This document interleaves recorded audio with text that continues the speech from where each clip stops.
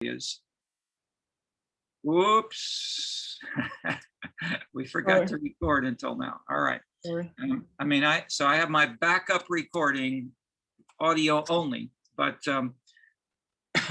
my mistake. I didn't catch that. If anybody catches that we're not recording, please shout. We do that now and then. And I make more mistakes than anybody else, so I'm continually watching for mistakes. Okay. The third thing is to join with how can you and how are you, how have you and how can you improve the quality of your own thinking and writing of the MA.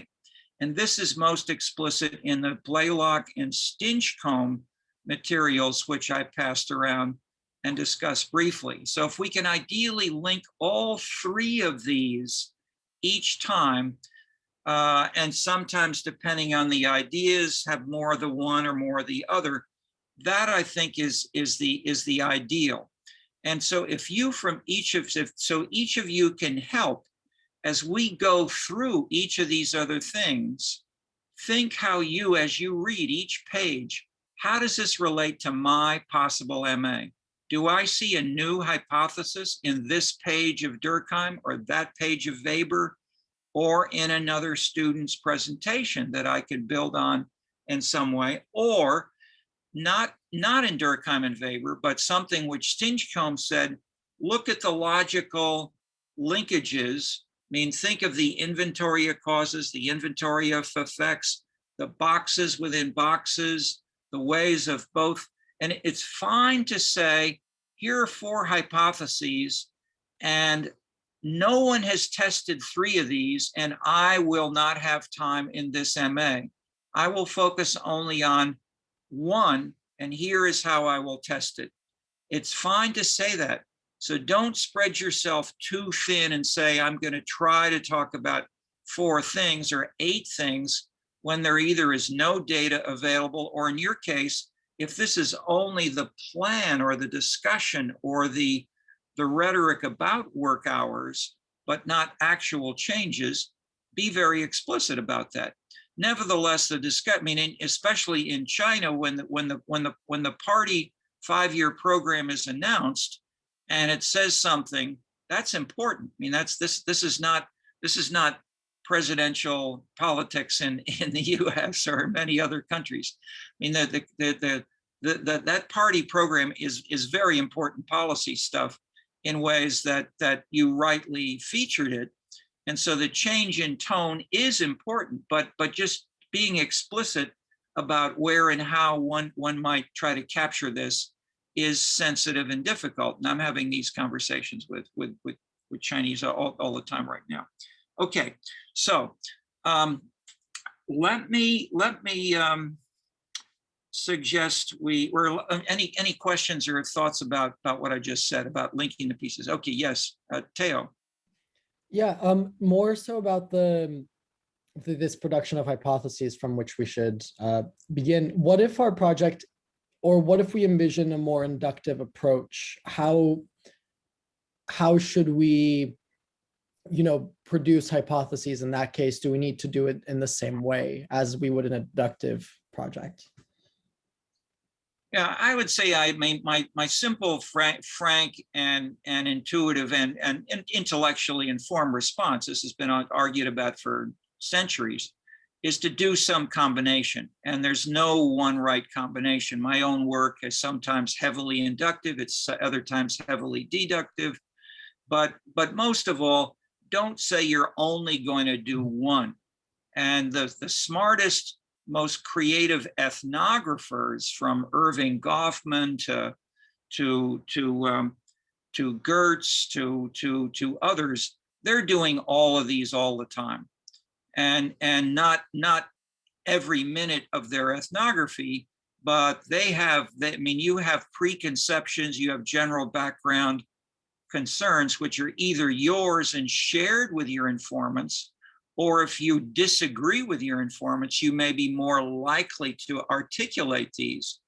So it may be that Taylor Barrett herself wants to retire at 35, Or she may say, these people are immoral, lazy, sloppy bums. That may be her view. We don't know. That doesn't matter. But she's put her finger on a very interesting topic, and it links to what we've heard in the discussions of China, that China is shifting away from a strong commitment that working more is part of communism and the good life. And if you don't do this, you're not a good Chinese citizen. The same thing was that but that also is basically Max Weber's theory of ascetic Protestantism, that ascetic Protestantism says you to be a good person, you should be frugal, self-disciplined, and do good works. So good works may not just be earning money for you and your family. Good works are still commitment to someone else. It's not just drinking beer and having fun. But how you then move from that to consumption, which is the biggest change which China's going through right now, to a consumption-driven society, is very, very sensitive and delicate. And I've, as you see, I've written several books on this. It's not just in China's an extreme case, but similar things are happening all over the world. Okay, so as general background, let's try. Well, that is, some of each is the simple answer. And look, and you, in courses which have been, I've talked with faculty here who teach courses on ethnography, and the most creative ethnographers here will say, nobody is just doing, there's no such thing as raw or pure. You can talk about the raw Midwest ideals, and there are texts which you can find, which have been published here by faculty at Chicago, which say, I'm just reporting what's there. But that's a philosophical, I would say, refuted conception as of centuries before. And what the smart ethnographers who teach and write about this are saying, it's a combination. Which of those thousands of things you see in a series of interviews and then you write up and you stress, that's your choice. And you've got to do that in a way that builds a framework, and where and how much you can then say, how does this resemble Durkheim or Weber or something else is a delicate quasi-aesthetic choice. Okay. Thank you. Aesthetic scientific choice. Okay, let's try to do that right now. And maybe even I will start with something which is not explicitly on the list, but I was just looking through it myself to refresh my memory. And I'll hold up here Emil Durkheim's book on socialism. And I'll go right to almost the last page, which is a central issue where there are differences between Parsons on the one hand and the introduction. This is by a guy named, get his name here, Alvin Gouldner. He was a radical left critic of most of sociology, certainly of his professors, Merton and Lazarsfeld and Parsons, most of all the mainstream sociologists. But in this book, I'll try to find the date. Okay, this was published it says Alvin W. Gouldner, May 10th, 1958, Urbana, Illinois. So he's probably an assistant professor there. Okay, and this is much closer to Merton and Parsons and the original Durkheim, yet nevertheless, I'm just focusing on one little thing here, which is the one little thing, it's the word corporatism. Corporatism. Okay, corporatism, as Durkheim has generally used it, has been taken to mean professionalism and adapting the organic solidarity values through a specific organization. All right, well, we can talk a little more about that, but the reason I wanted to go right to this is to say, Durkheim stresses the following points of relevance to this analysis. Social classes characterized by significant economic inequalities make it in principle impossible for, quote, just contracts to be negotiated. It is this system of stratification which offends the moral expectations. This is which expectations? Egalitarianism. Okay, point one. Point two, these power disparities derive largely from retention of the institution of inheritance. Point two. Point three, but if inheritance is eliminated, as Durkheim asks Durkheim, what institution would become the repository of private wealth upon the death of its original owner? In his answer, we see a totally different and neglected aspect of Durkheim's project for the corporate reorganization of modern society. The corporate organization in the same industry or profession was not seen by Durkheim as only having a morality building function. It was also expected to have economic functions, inheriting and managing private property following the demise of its original owners. They were the moral equivalent for the Marxian nationalization of industry by the state and were expected to satisfy all the conditions for becoming, in the economic sphere, the heirs of the family. So although Durkheim never succeeded in integrating the Marxian and Comtean traditions, he approached the foothills to an intellectual confrontation which challenges theorists to this very day. Okay, this is your topic. That is, there's no clear answer, but it's an effort to join I would say, to rephrase a little bit, the egalitarianism value with the inequality of wealth and occupational status.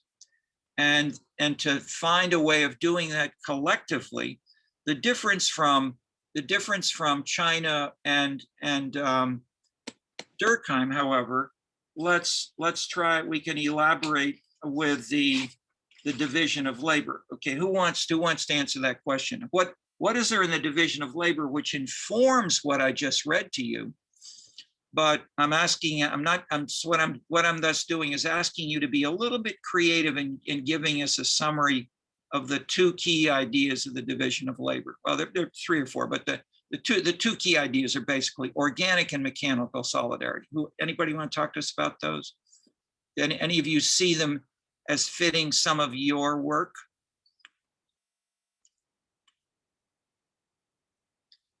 Silence. Do we have Yiling Lin raising your hand? Are you mute? Okay, there we go. Okay. Okay, so I guess so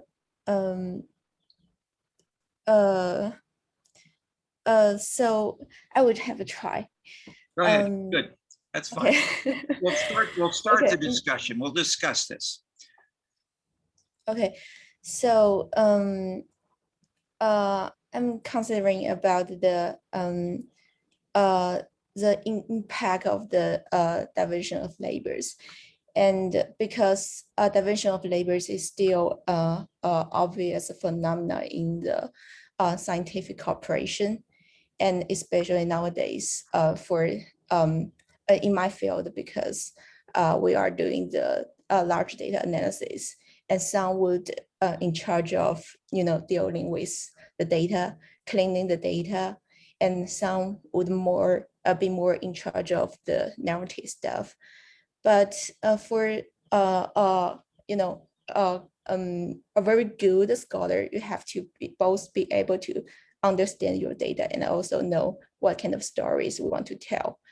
And so divisions of labors in there would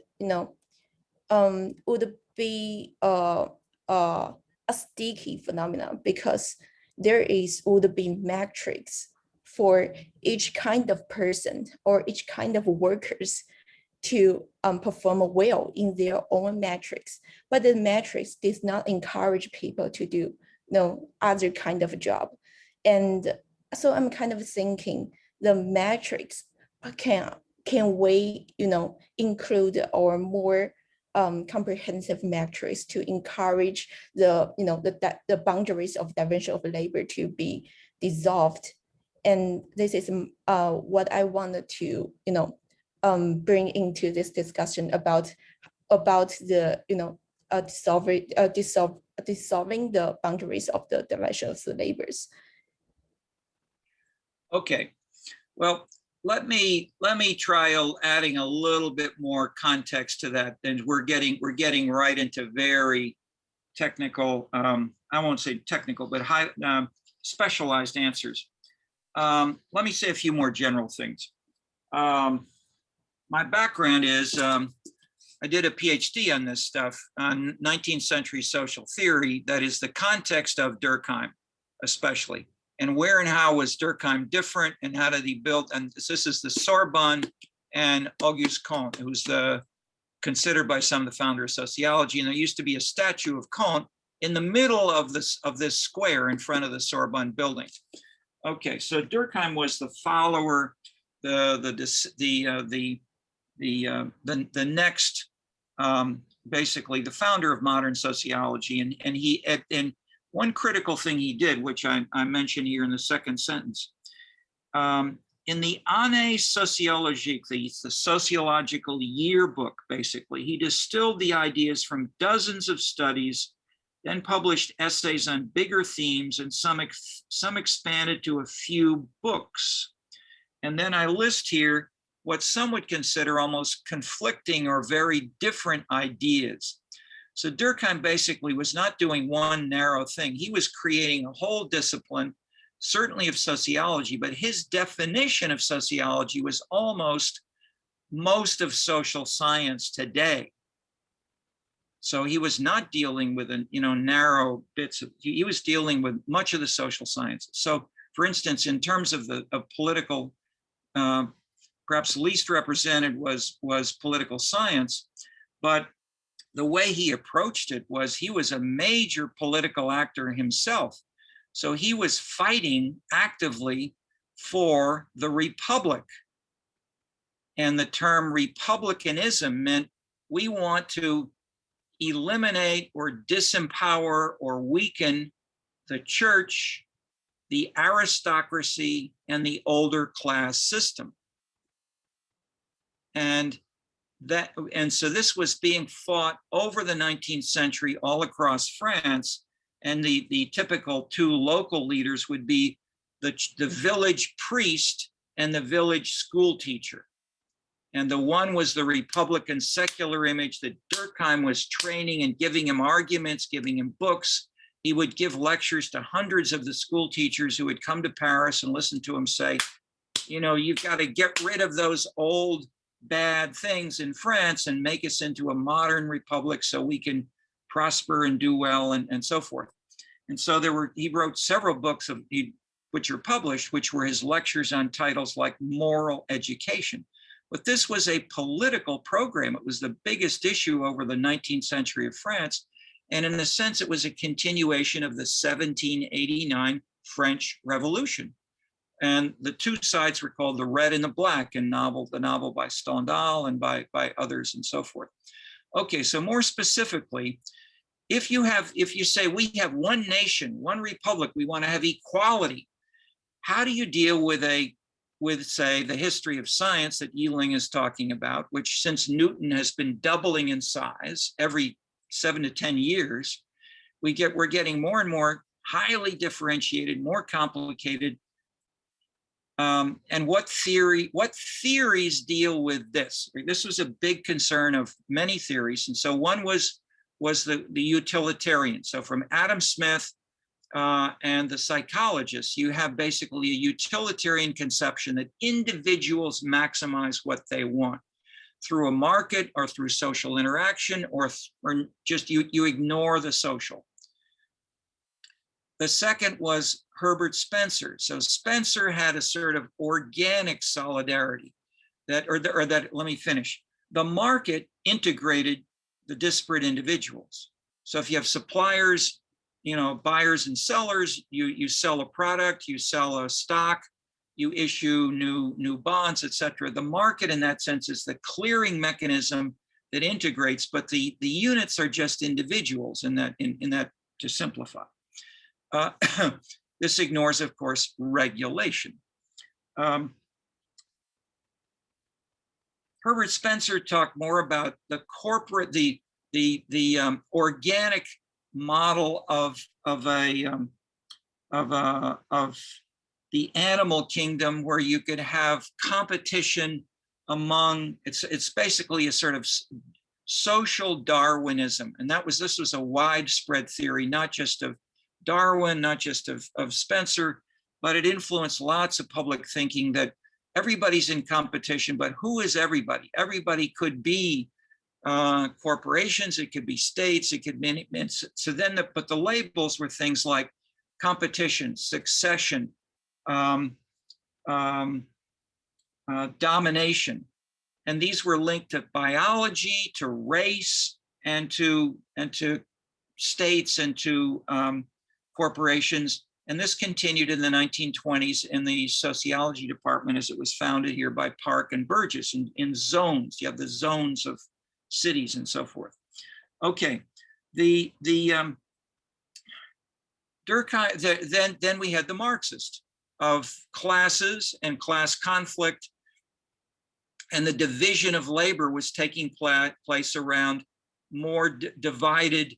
So that is, some things would be more divided, but in Marx's and Lenin's theory, you would have the party leading, the vanguard party would find those leading sectors, and you would move from feudalism to the bourgeois capitalism, to socialism, to communism. Okay. Durkheim wanted to have, he took bits of these, but he was attacking most of them. And so to have him in this book on socialism include many of these things which are considered more Marxist is interesting. And he did this by focusing especially on the earlier writer, Saint-Simon, who was a source of some of the collectivism which built on. Okay. The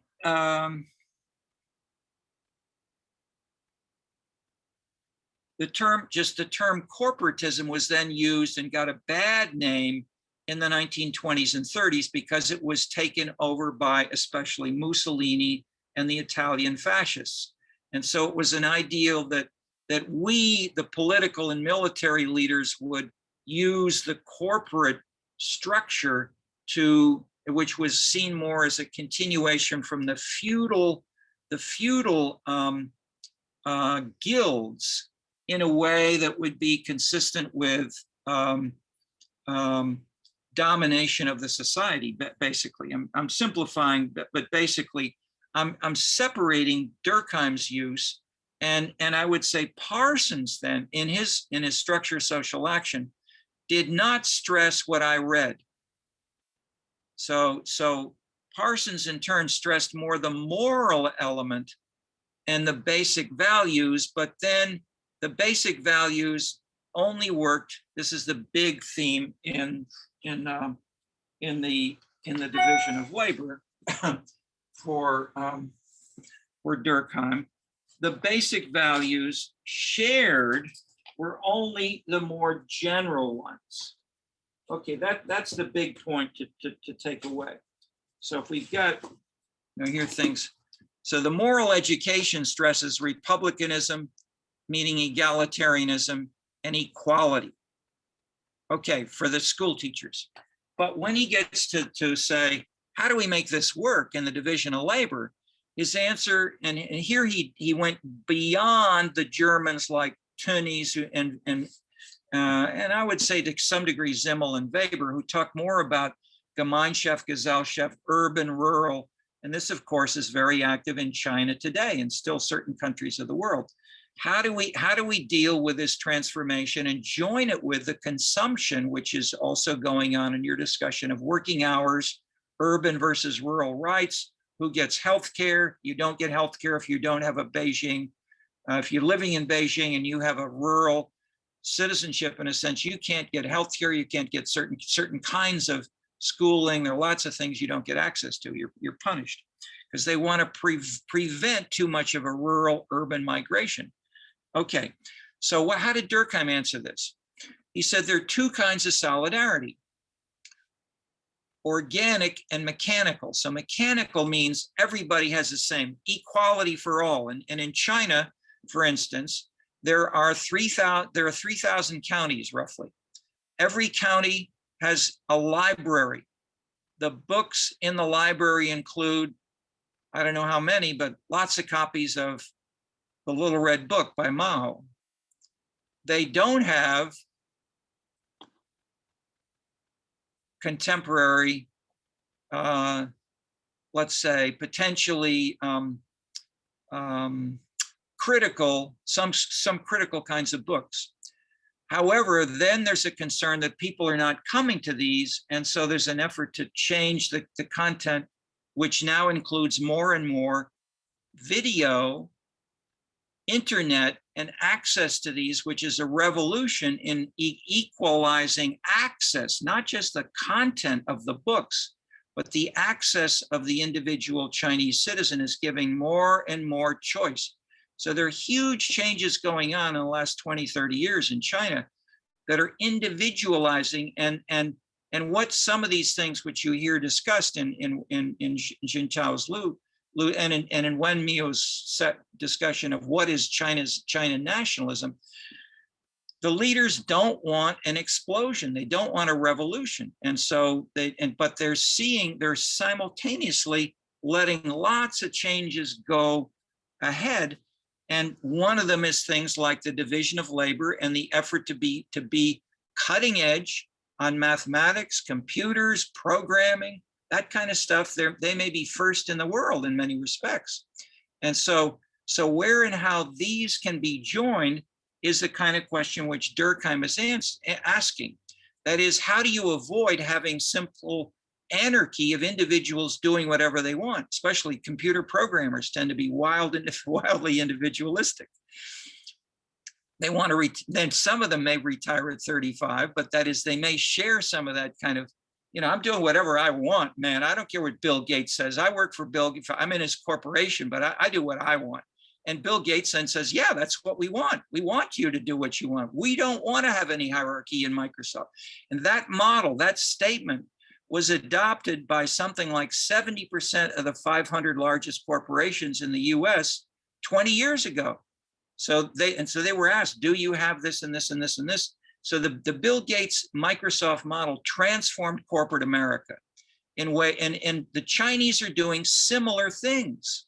They're also giving more rights to individuals in ways that lead to these kinds of statements. But but both Bill Gates and President Xi don't want a revolution. Okay, so all right. So what is Durkheim's answer here? The moral education is for so two kinds of values. The general, like egalitarianism or individualism or private property, versus that which is shared, that which is much more highly technical and specialized, such as, does this computer program run or not? Does this car work or not? And having that kind of technical knowledge, Durkheim's answer is corporatism, that you will have a corporate professional association where you have computer programmers evaluating the work of other computer programmers and saying, yeah, this is brilliant. Promote this guy, give him a big bonus and so forth. Or, no, this is a mistake, fire him. Okay, so you have not Bill Gates making the decision, but you have people who are close professionally. That's the ideal of how the professional judgment and the professional ethics can work in a division of labor. And that's the core idea which was stressed by Parsons. So Parsons wrote a lot about modern professions but building on this part of Durkheim, but he didn't talk about the corporation like Microsoft inheriting everybody's money. That's some, I mean, so Durkheim at least said it's a logical option. So I'm simply bringing in to say, we have overlaps here today between Gouldner, Durkheim, China, Microsoft in ways that we are still living and are present in at least 2 or 3 or more of your MA theses. These ideas are there. I mean, how to deal with inequality, with the violations of inequality, with inheritance, with gender differences, et cetera, or then working and not working, or why work at all? Or if you stop working at 35 in one job, do you take another job? What do you do? And if, or is this an encouragement to be totally utilitarianly individualistic? Or what prevents you from going out shooting, attacking, tearing off the clothes of a person in the middle of the street? Okay. So these are the questions which are in a sense at stake here. Any comments on? So I mean, I pointed to 2 or 3 of your papers and how this overlaps, but does anyone want to add or play with our third part? How might I join any of this to my paper or my core proposition using something like a different cost, or just adding one more variable, for instance, would be the simplest. And Taylor Barrett and Wen Mio and Jantu, I think of most obviously, but there probably are others that, and then, well, Yiling Lin, you talked about people coding and doing the data. I would stress the bigger thing. You're studying science. The content of all the papers is the most important measure of the division of labor. The people are not just specialists on mass and energy. They're specialists on, little things. And so in that sense, the papers of science and the topics and the more and more specialized topics are a profoundly important and very rich data source, which James Evans has now been analyzing in cutting edge manner to try to update what we know about science and link it to these same kinds of big themes. Okay, so any of you have any thoughts of anything from this discussion which might be connected to any of your MA presentation ideas? Don't need to commit, but you can chat. We're chatting with each other. You're not committed to anything. Okay, Chantal. Yeah, when I was reading Max Weber, as I did before and right now again, his kind of Protestant ethic really interested me. The thing is like so Max Weber says religion plays a really important part on the moral life of the people in the societal, moral, cultural value, and that kind of lead to capitalist spirit. But in my interest in the Chinese case, I feel like the state apparatus plays a really important role in like leading the country into both in the socialist era and today to cultivate that kind of spirit and ethic. Like how it's like can I just like borrow Weber's idea in that aspect? Like what's your opinion or like on this? It's like in the authoritarian government context, it's not a religion, but there is certain cult they are employing there, like in the socialist propaganda and today's like a rejuvenation of Chinese nation idea.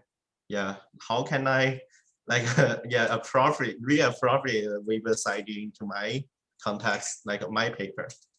I am really interested by that part. I'm typing a little email to Yang Zhang, who joined us for about 1 minute, then he disappeared. And I'm saying, you're welcome to join us as we're talking about your ideas right now. I'll send that to him. He did a special field, which is a brilliant essay on the role of the state and the state-driven export production economy, which was dominant as a model for the growth of the Asian economies Japan, China, Korea, Singapore, Taiwan, all did the same basic thing. They had a strong plan, a strong production, and they moved from being poor countries to very successful, affluent countries much faster. And yes, the state played a very central role in a way that was not specifically discussed by Max Weber or seen as central in the West at all. So it was a new model. And so what he has done is to say where and how did it actually work in different ways in different countries and time periods and so forth, and then to see where and how can it be modified as we have such a higher level of economic success today, especially in China. So he's working on a PhD proposal that will address these issues, and he's I thought he was going to join us, but we'll see. So I would say let's get you in touch with him, as he knows this literature in depth in more detail than I can, and I won't try to give you a quick answer except to say there are multiple competing variations, for instance, of the degree to which the entrepreneurship of the individual leader of a firm should be rewarded or not, and or how much and where can you reward a Chinese entrepreneur or a Bill Gates at the same time that you don't give up state regulation and state control. And the Western version of this is controlling the big tech firms. And that's a hot issue in China as well, because big tech right now is one of the obvious sources of huge dramatic innovation and changing other things, as I cited with Microsoft, not just the program, but the whole way that corporations and organizations, including government, are managed and are less and less hierarchical. Okay, so in that sense, I'd say let's put you in touch with him for that specific answer, and anyone else from Asia who has. Yang Zheng, here he is. Will you please join us for a bit? We just had a question which said, how does the role of the state link to Max Weber's Protestant ethic? And I just talked a little bit about Durkheim, because Durkheim's book Socialism says the corporatism, as he discussed it in the division of labor, Durkheim's division of labor, really can be used to transfer private property upon the death of an affluent person. The property could be transferred to the corporation, not to the children of the family. And in that way, the corporation could be an analog to the nation or nationalization of property, as written about by Marx and Lenin, and is followed in the socialist and communist, to some degree, ideals around the world. So question was, how does the state play a role? This was Zhang Lu asked this, and I said, talk to Zhang. So I'd say, send him your special field. But why don't you just introduce yourself briefly, as what we're talking about, as you can see, is right on topic. And I gather you will join us occasionally in this seminar, or that is, you're welcome to come regularly if you would like. Sure. So I haven't followed this class in this particular day, but I've been struggling with a more specified topic after I finished my 2 subfields. The first subfield was related to many different stuff, but in general, state capacity and how it was built in the Europe, exemplified by many paradigmatic cases, UK, France, Netherlands, Prussia. So I basically had a theory, although not very innovative. I mean, mostly based on Tilly, Pogge, et cetera, how state capacity was was important, how state capacity was developed through war making, through religion. That would be something Professor would talk about in this course, Calvinism, Protestantism, etc., and how some basic administrative framework was pivotal to the state building. That was related to Roman Catholic Church.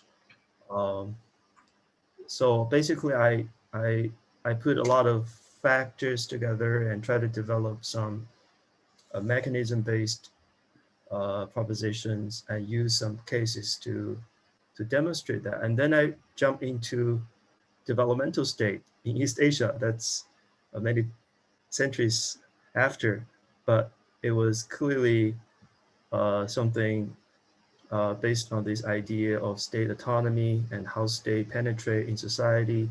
I talked about strong state, weak society, and the other way around.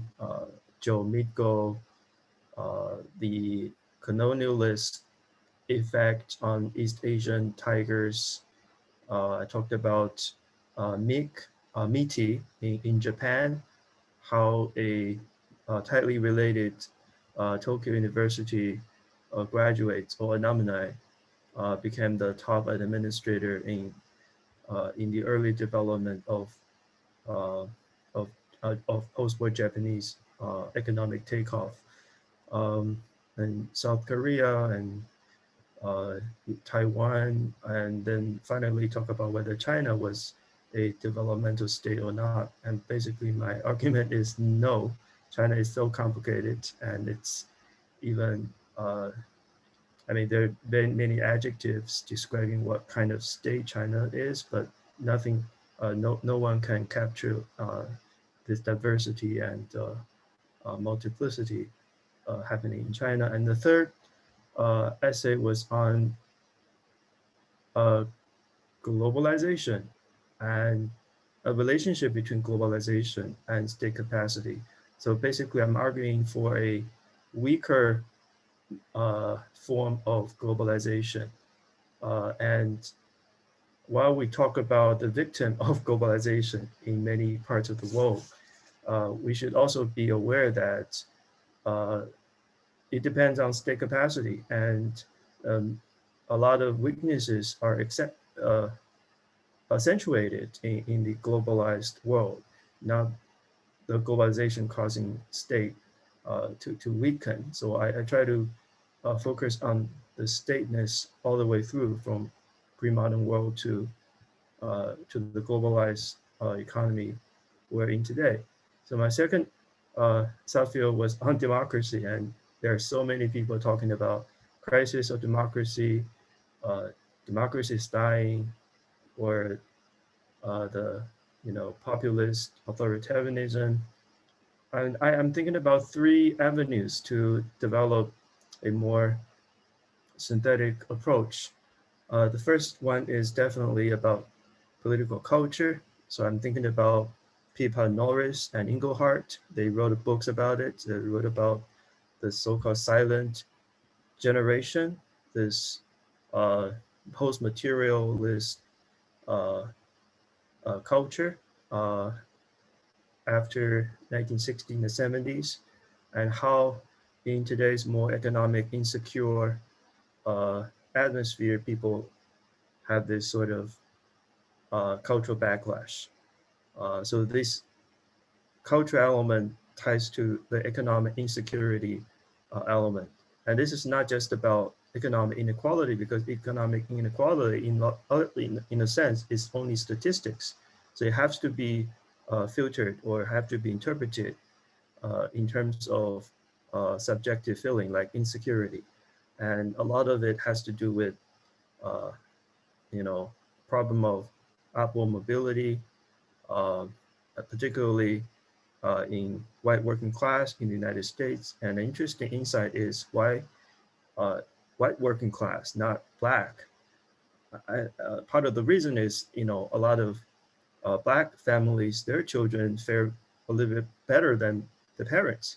but not for many white working class. So there's some sort of translation of inequality into mobility or insecurity or even existential threat by other factors like immigrants and stuff like that. So this happened not only in the United States, but also in Eastern Europe.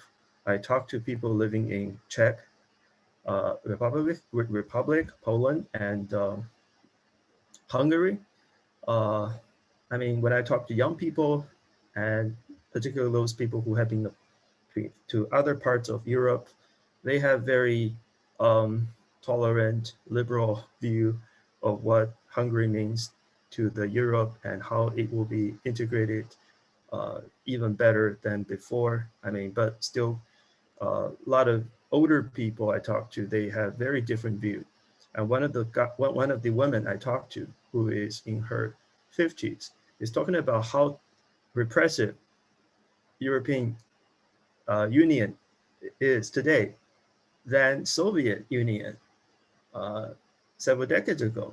And she described that, she used very strong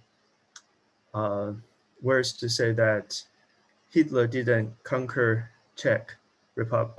Czechoslovakia, but Merkel did through this rule of law.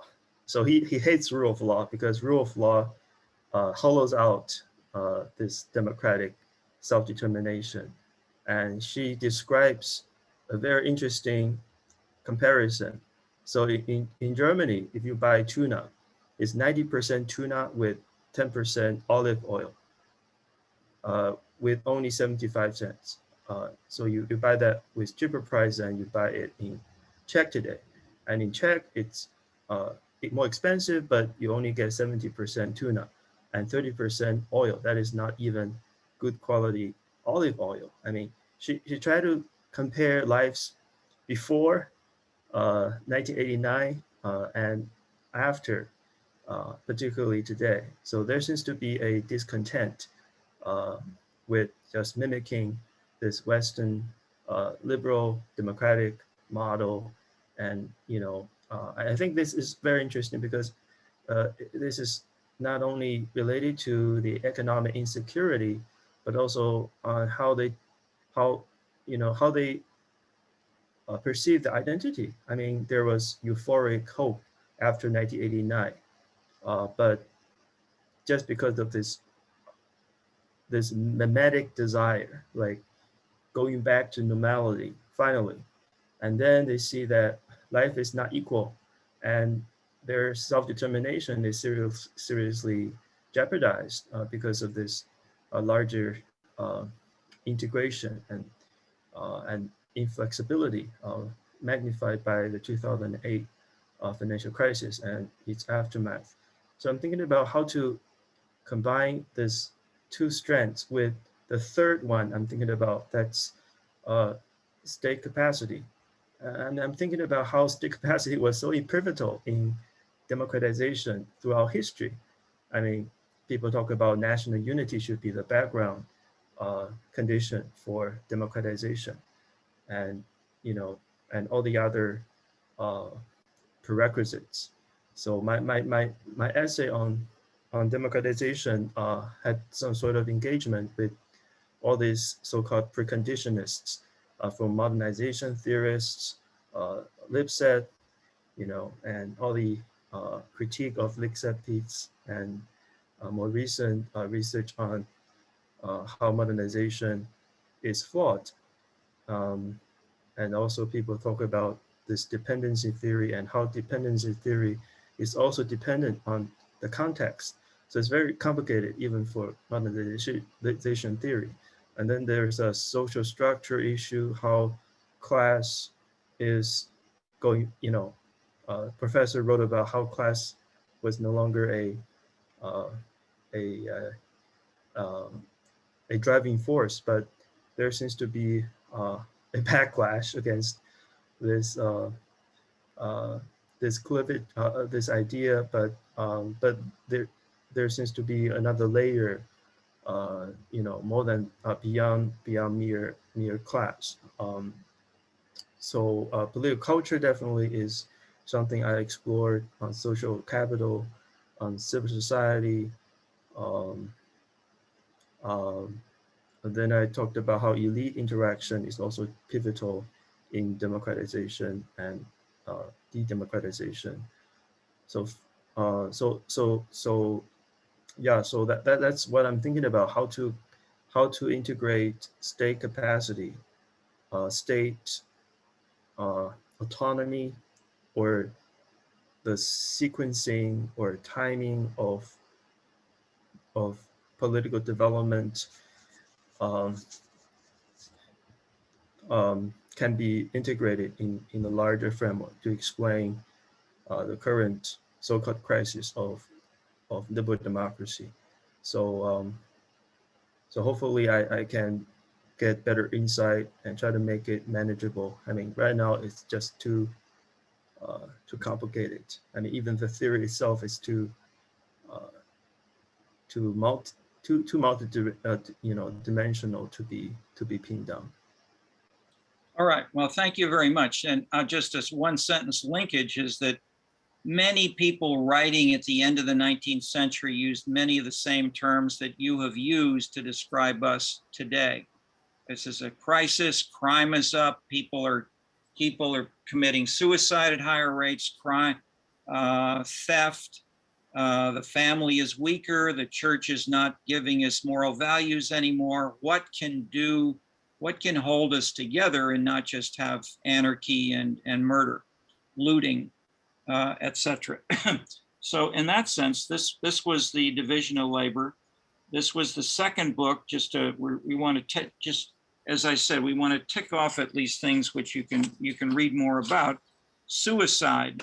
Suicide was Durkheim's most sort of codified, coherent set of propositions with associated data and in a coherent statistical analysis.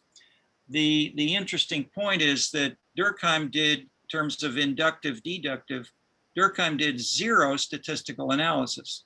He took a book off the shelf from Jacques Bertillon, which had all the data and the findings on the statistics of suicide and related issues, and he used them, and he cited the source very openly. Everybody knew it, but Durkheim did zero original data analysis of this kind of statistics. He brought in examples from novels. He brought in examples from some other data, which he did bring in. That is, he was creative in contrasting the Protestant and Catholic regions inside Germany and suggesting that the dynamics of suicide, of egoistic suicide, could occur because the state and the outside was seen as oppressive upon you. In contrast to the opposite, the anomic suicide was when there was nobody telling you what to do and you felt alone, so lonely, so lost that you would take your own life. Then he has examples from novels and other things which hold the whole thing together. But the point is, he built a coherent analysis from multiple pieces, even though he did no original, in the sense of, that is, he has lots of tables with numbers, but he didn't generate them himself, is all I'm saying. So more generally, this illustrates the key effort he was building on, which was to build a broader social science in the journal and with collaborators. So he attracted many of the most creative minds in France at the end of the 19th century up till about 1905. After 1905, he didn't attract a single new smart person. And what happened? Between 1905 and 1914, basically, the thinking, the writing, the popular writers, the novelists, were people like Bergson and a little bit Gabriel Tarde across the street from the Sorbonne, where they were really discussing more romanticism, abstract emotions, ideals, in a ways that led both, and then they became connected with the nation and the nationalism of France versus Germany, and they both plunged into this war with huge emotion. And as outside, more distant shows us, as Yang Shang has pointed out, this was basically the self-destruction of European civilization. I mean, since 1914, it's been second rate to first North America and now Asia, etc. Okay, not totally, obviously. There's still creative people in Sweden and Italy and so forth, but European civilization is not the dominant center of everything the way it was in 1905. Okay, so just one other, 529. Let me just say 2 words on the other readings, and then we can pursue how these might link with any of all of your ideas or your own thinking, or how you'd like us to discuss any of these a little further. The book, called The Rules of Sociological Method, is a simple, oversimple tract. I hate it. I wish he'd never written it, because many of Durkheim's critics say, oh, look what Durkheim said. He said, nothing goes on in your head. It's just imposed upon you from outside. To say that these are social rules is done so heavy-handedly that we should not talk or think that way.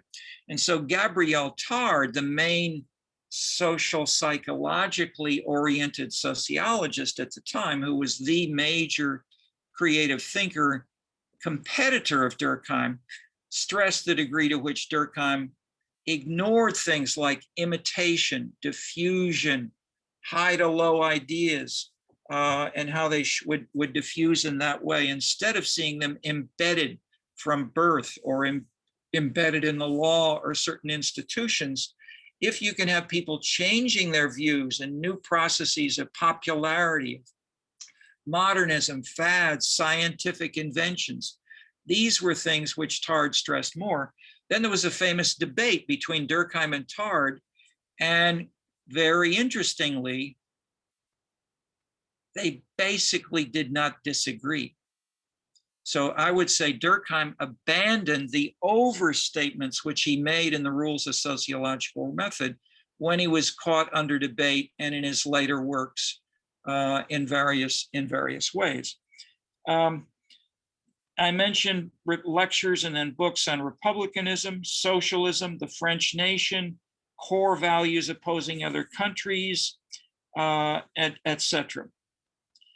The last major book on the reading list is The Elementary Forms of Religious Life. And this instead went in the opposite direction. This looked at very much how narrowly the young men in the Australian Aboriginal tribes were inducted into adulthood. And the rituals, the wild, festive fires which were burned all night, the drinking, the orgy-like activities that were going on, were the celebration in a collective way of the icon, the collectivity, the tribe.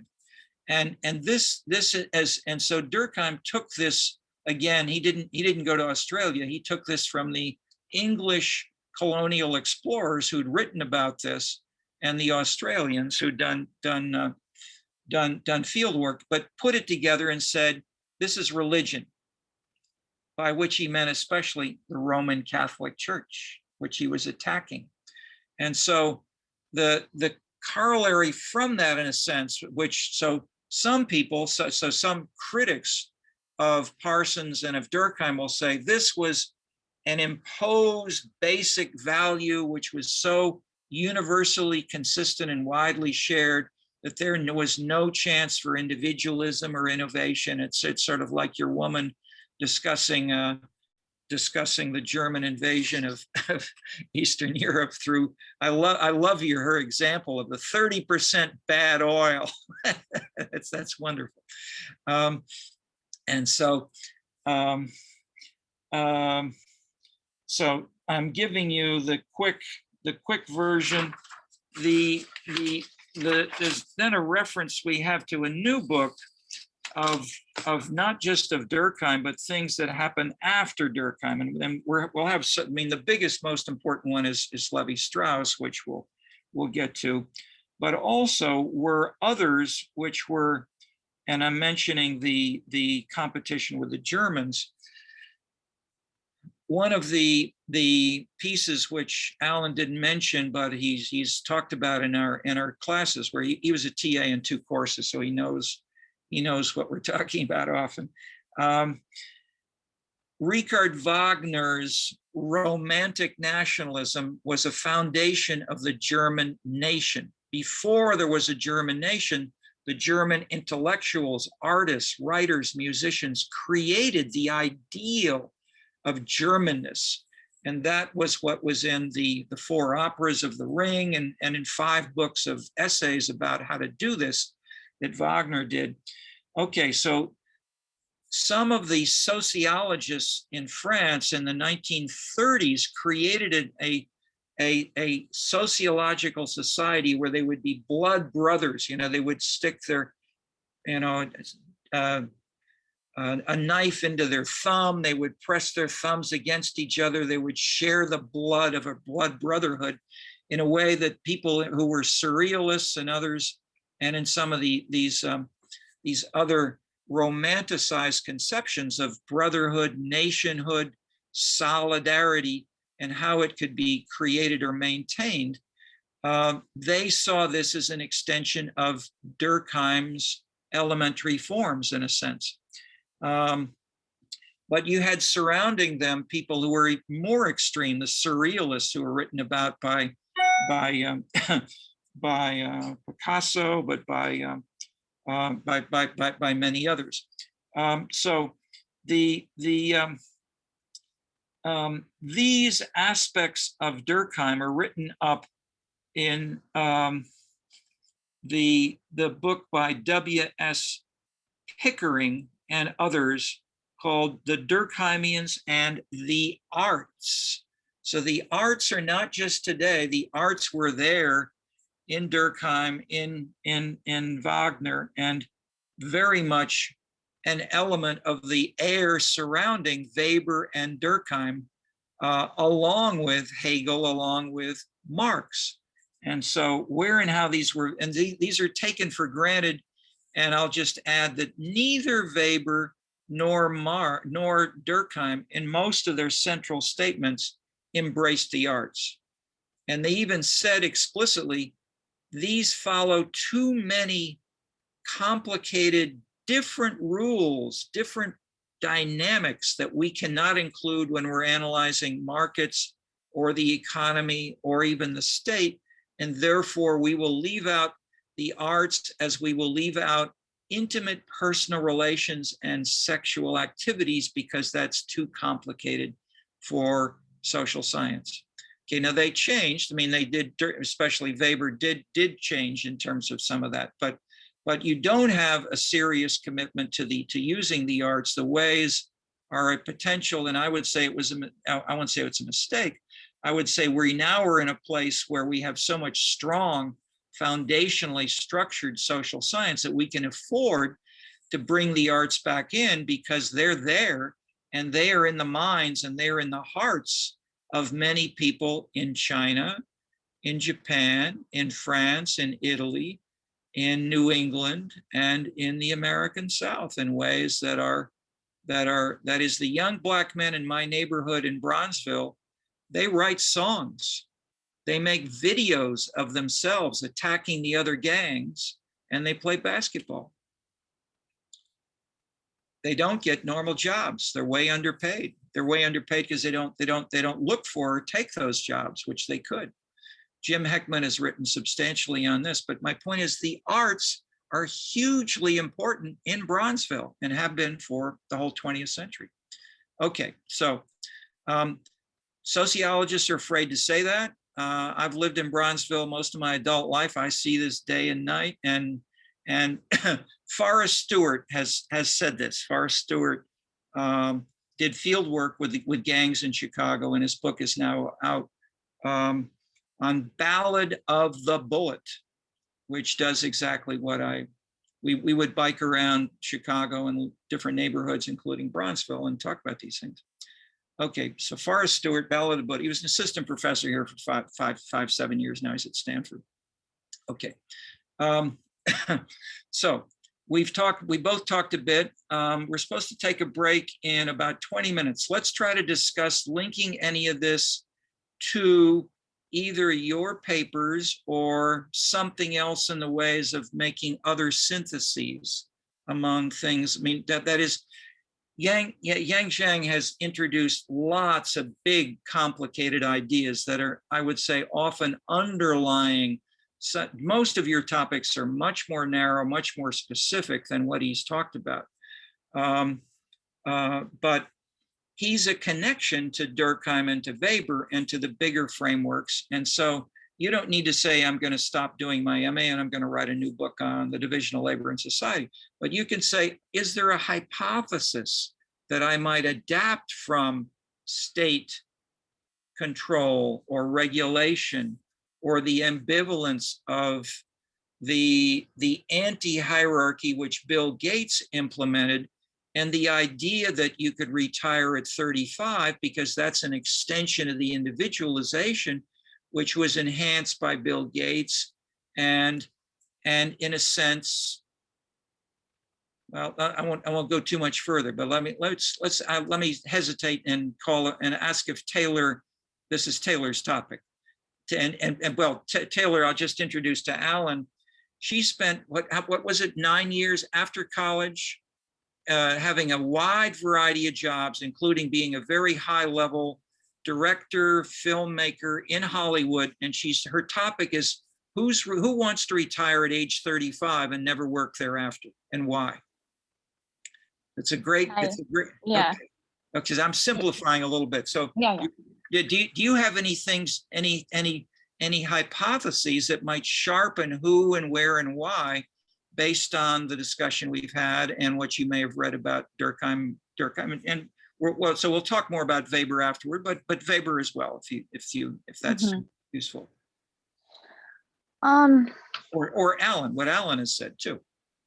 Yeah, I'd love to hear what Alan has to say about it. During my reading of the homework, I was mostly focused on Weber.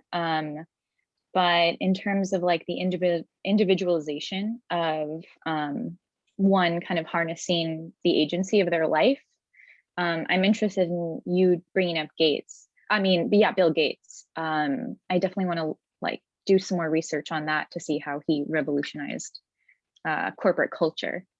Yeah. Now, one person has written on this as well as Richard Florida, The Rise of the Creative Class.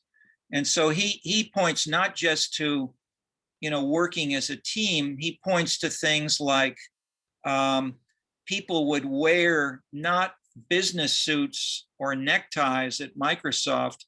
They would wear mountain climbing clothes, boots, and they'd have these little chains, which they call carabiners, which you can use when you're climbing on a rock face, and they'd wear those to the meetings of the Microsoft committees. And then the idea that you shouldn't wear a necktie or a business suit was revolutionarily introduced, and at a specific 1 year, this happened all at once across the U.S. And so Florida stresses these other broader individualization, lifestyle, and the interpenetration of leisure with work as transforming both leisure and work. Because, so I won't go too far except to say that glance at some of his work if you haven't, especially the first book, which is not, in most 90% of these ideas are not his at all. He's synthesizing what lots of people have been saying and showing in corporate offices, in families, in churches, many domains. The same things have been going on and been studied by others. And second, he has a book called Who's My City? And it talks about what dimensions of cities lead people to want to combine. And I've said the same thing. How do you combine into a new series of concerns, work and either leisure or non-work or consumption, and how can we make sense of these? So in that sense, Bill Gates is part of that for sure, in having the legitimacy of building Microsoft, but then doing it in a way that the Fortune 500 largely followed was a dramatic revolution. And that is, it wasn't just one thing like a business suit. It was, destroying, or not destroying, but, minimizing the degree of hierarchy as far as possible in order to enhance creativity. On the other hand, as Florida points out, most people in this so-called creative class are by no means just self-indulgent. People who really love their work and join it with a sense of what both Durkheim and Weber would talk about, and Parsons, not just not an imposed outside exploitation, but instead they're doing what they love and what they want to do, and it's part of their own identity, of their own selves. Find a lot of people here at the USC doing that, but in general, across the world, most people hate their work, and so they would. So for them, in a sense, quitting is enough to be good. But I'm simply saying, once you get to more complicated people like Bill Gates's people, who are not there because they want more money, they've got a lot of money now. What do they do at Trump? Why did Trump bother to run for president if he's got all these country clubs and golf courses and everything? What's wrong with the man? Okay, he doesn't fit your, I won't say your, I'm simply saying you need some more specific hypotheses to convince yourself of the way that different people are connecting to different general values with the specific activities. So great topic. And in a sense, it's an outlier. It's an extreme case, but it's an extreme case of individualism, self-expression, creativity, potential transgression, and those things which are a fundamental part of our lives today. Okay, who else has comment? Teo, yeah, or no, you're just pushing your hair. Okay. I could say something, but it wouldn't have to do with Taylor's project.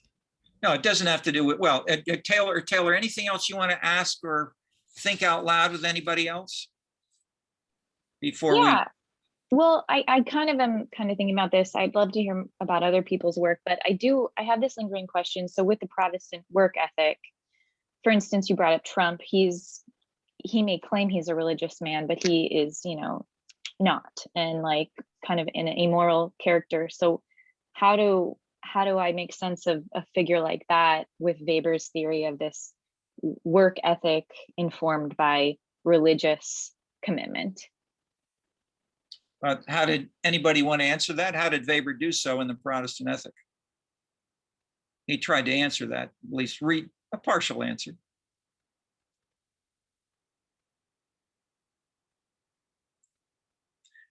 The origin of capitalism is not the same reason that it is persistent over time.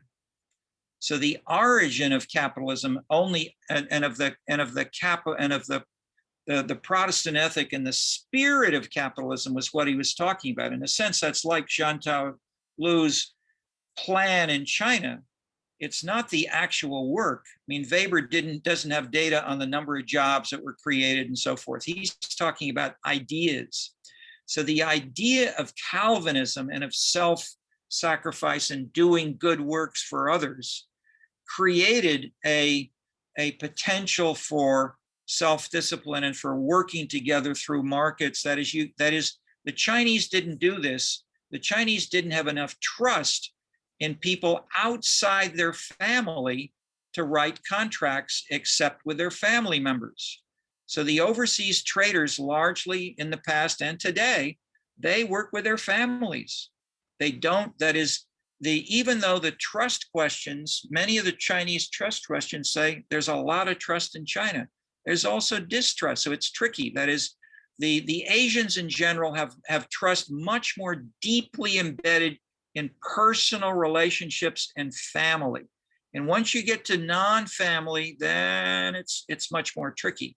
So Weber stressed that and said, basically, what was there about Confucianism and Hinduism which led people not to trust beyond these personally embedded relationships?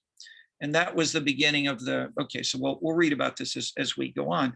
But I would say for you, I mean, the simple answer is this, and this is a general answer, the source of something is not the beginning, is not the same as the reason for it continuing, and is not the reason for it being where it is right now, which may have been based on 4 or 5 different kinds of dynamics that changed over time, such as the red and the, you may have had the French Revolution may have been based in part on hunger, or may have been based on anger with one king. But then after that, through the whole 19th century, you had all kinds of official governmental changes, many kinds of battles and dynamics.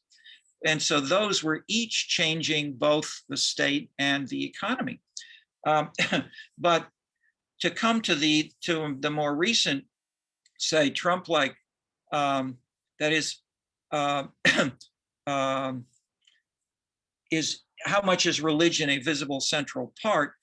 That doesn't matter, as Weber himself said in the Protestant Ethic, if we are living under these iron rules of capitalism, we may be suffering by the capitalist constraints, even if they are inherently different from the sources, the origins of capitalism.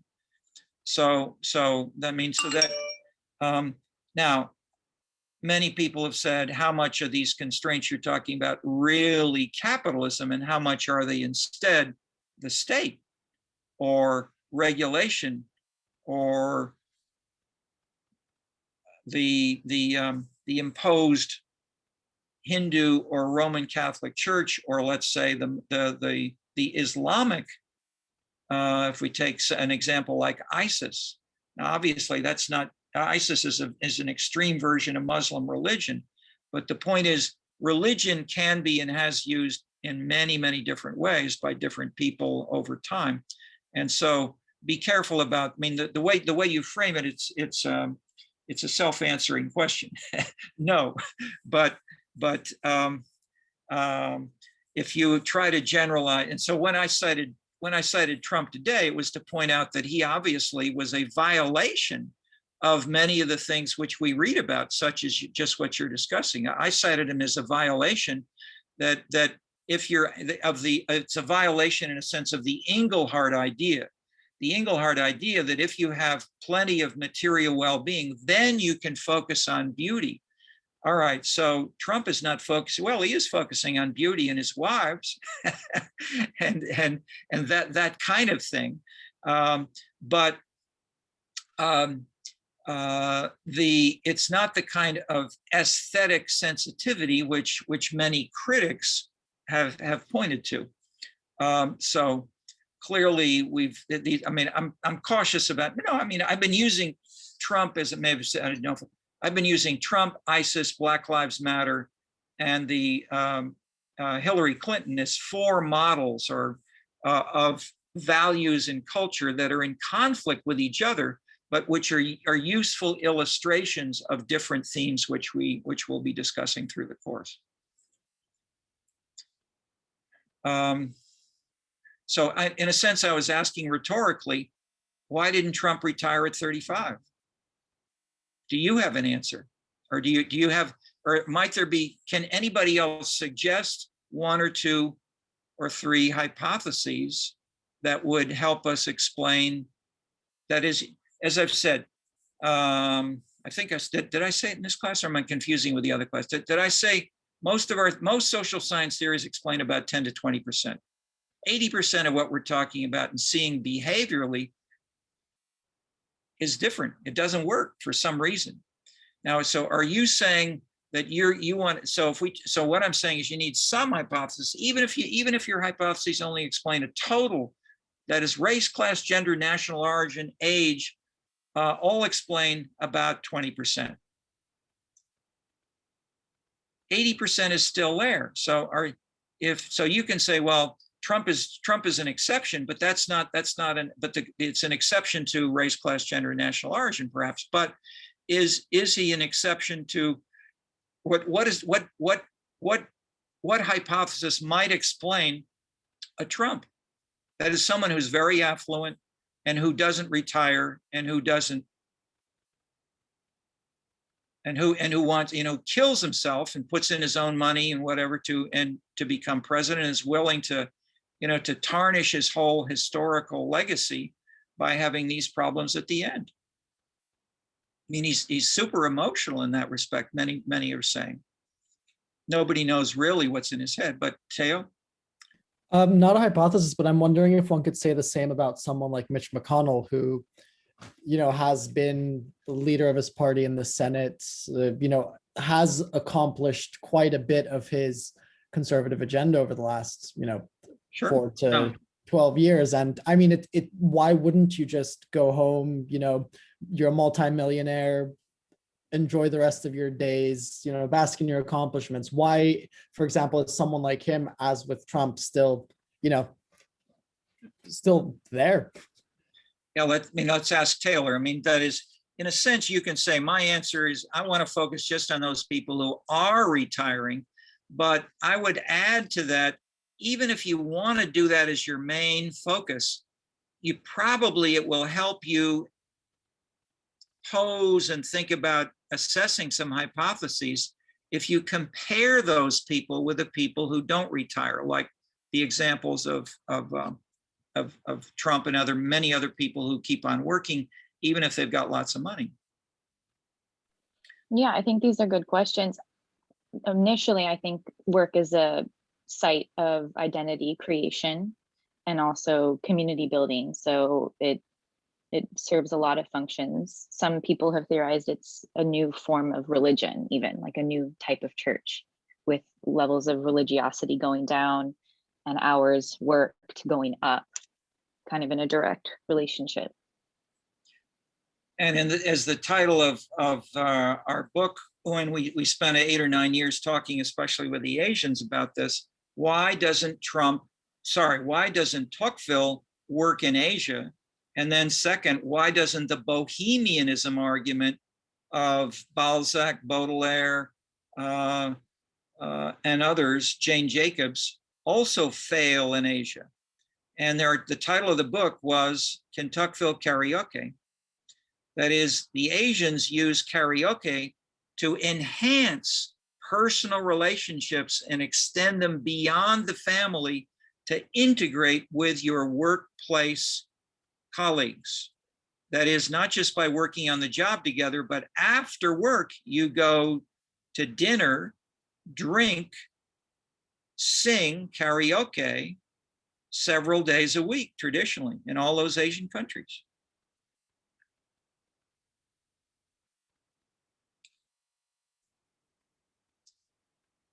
This is changing, yes. So there are variations everywhere, but I'm simply saying it's a powerful alternative interpretation to religion. That is, these are in China, obviously, is a officially secular society. So the karaoke is a legitimate, classic, family-like way of extending solidarity and preventing random crime and murder and atomism. Anomic suicide, because you want to be able to sing that new song you just learned. And they have we're looking at new kinds of amenities in Beijing. And one of the new things they have is they're building things that look like old American telephone booths of the sorts that Superman, Clark Kent, used to jump into one of these phone booths and change his clothes and he'd come out as Superman. Okay, these are, you may not know about that except from the movies, because those are largely gone. But they're building things like that in Beijing, and people, and you know what they do in them? We got several Chinese here. What do people do in those booths in Beijing now in recent years? They're practicing karaoke. So they can listen to themselves and connect with loudspeakers and all kinds of stuff and practice without being embarrassed to do it in the middle of a busy street, but you're in a phone booth in the middle of a busy street in Beijing, and you're practicing your Elvis Presley song.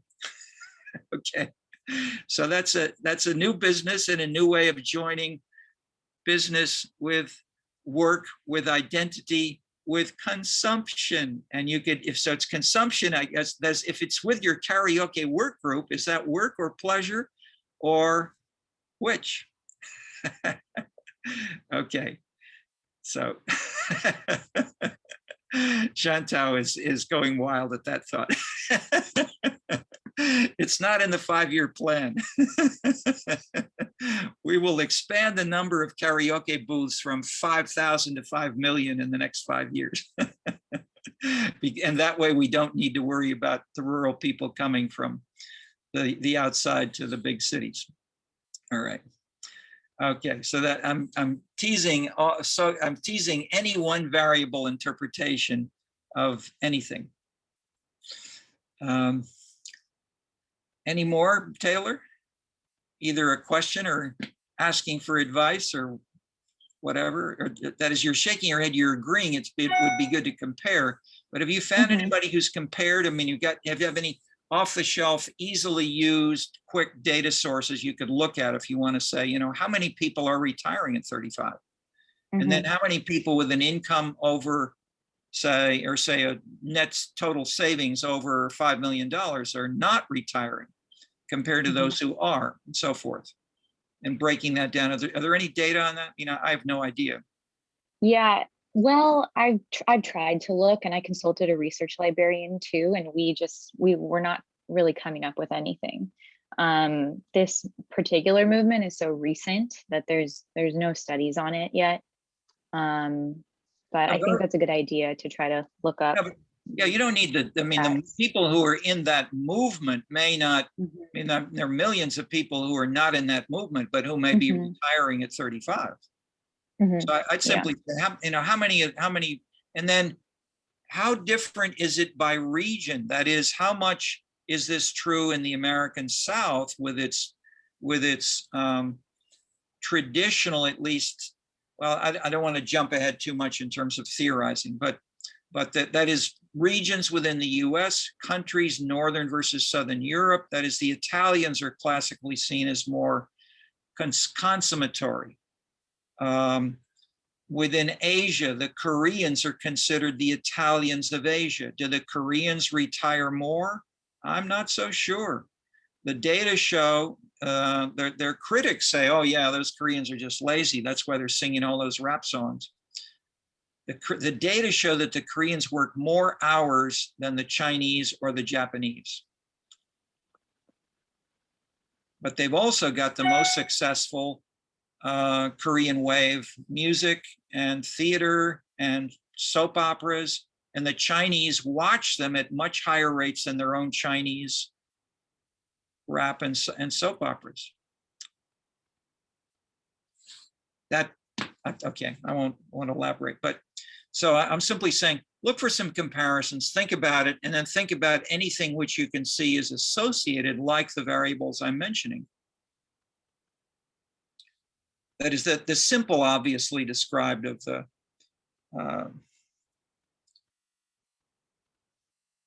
Engelhardt and other standard measures. It's 6:02. All right, we normally take a 15-minute break.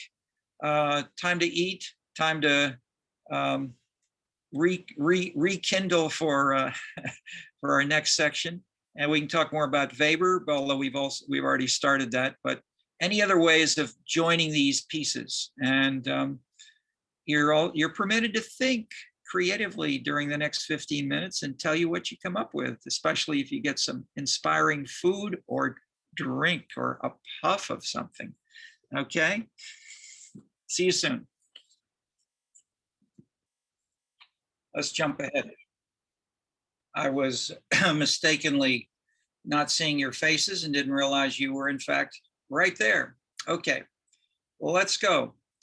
I can talk about Weber. There's no point in my summarizing things you know or don't have any questions about, but do any of you have any questions you'd like to talk about Weber before we go into how we can use them in your own work, or how we can add hypotheses or whatever like that. Anything well, how many of you have read more than, say, one book of Weber? Or how many of you are confronting Weber for the first time? So at least one of you has read more than one book. Only one of you? Okay, so some more. How many of you are really just confronting Weber for the very first time? Okay, so all of you have a little bit of exposure. But anything that you wanted, that you see here that you know nothing about, but I mentioned, that is, as you can see, I've tried to give you, I spent a lot of time on this syllabus, trying to fill in some big points that are the main things you ought to take away. Is there anything that you don't feel that you're taking away now that you know nothing about? I asked this, I think, I asked this in the other class, what are Weber's 3 types of authority? Nobody could answer. I was stunned. So I then gave a little lecture including that.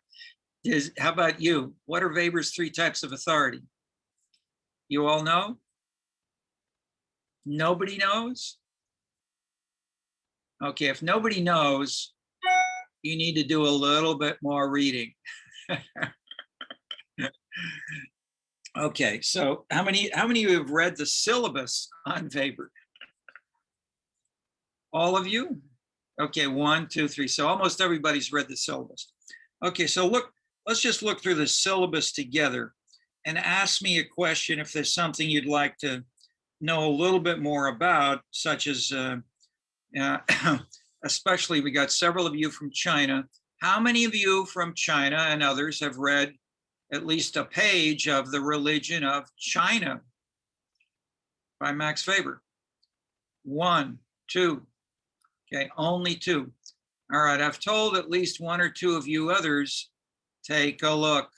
This is not just about religion. It's about nationalism. It's about meaning. It's about economic development. It's about how the state works, and more. They're so-called Mandarin bureaucrats, high-level people which for hundreds of years have been the leaders of the Chinese state apparatus. Now I'm taking a different cut from what you heard from Alan in terms of within, that is, what are the components of Chinese society, of the Chinese value system, of the Chinese orientations. So what Weber did was use his idea of ideal types and said, there's not one key figure as in the religion of India, where it's the guru in the forest. Rather, you've got many different conflicting ideal types, and they've been there for hundreds of years. The state Mandarin bureaucrats are maybe broadly middle class, but they're not aristocrats. They're not the court. They're not the traditional royal court. These are the people who learned about Chinese culture by reading, not from their families. They came from simpler, more middle-class families. There's not one school that trains them as in England or France, developed in the 19th and 20th centuries, or places that try to do this in the US in public policy schools or institutes of government or public administration. They read Confucius, they read art, they tasted wine and food. That is, and this is the way the French and the English teach English and French general culture, and what you get in a German gymnasium. That is, I'm saying this explicitly because you don't have this in a lot of the world, and it's less visible in Asia. But I had one English colleague who was a professor of political science. When he was 60 years old, he decided he would go to the 2-3 year training school, which you have to go through if you want to be a high-level English civil servant. And he said it was the best way that he got a wine tasting he'd had in his life. Okay, they teach general knowledge, not technical stuff. Okay, so by contrast, and they teach about, and they have their responsibility is war, foreign relations, international affairs, challenging, fighting the Mongolians or the South Koreans or whatever, etc. I won't mix too much of the administration with politics, but basically the state is different from the main economy, which is more local. So the key drivers are were merchants in cities, and city government was largely influenced by the merchants and their associations, who were separate from the Mandarin bureaucrats. It's not national government. So there's a fragmentation between local and national government in China that goes way back before the reforms after Mao. So the people say now, yeah, we have capitalism in the business, and we have communism in the state. That goes back 500 years if you read Max Weber this way. Okay, and so he deals with those kinds of conflicts among roles and patterns which subparts of the society are pursuing in conflict with each other.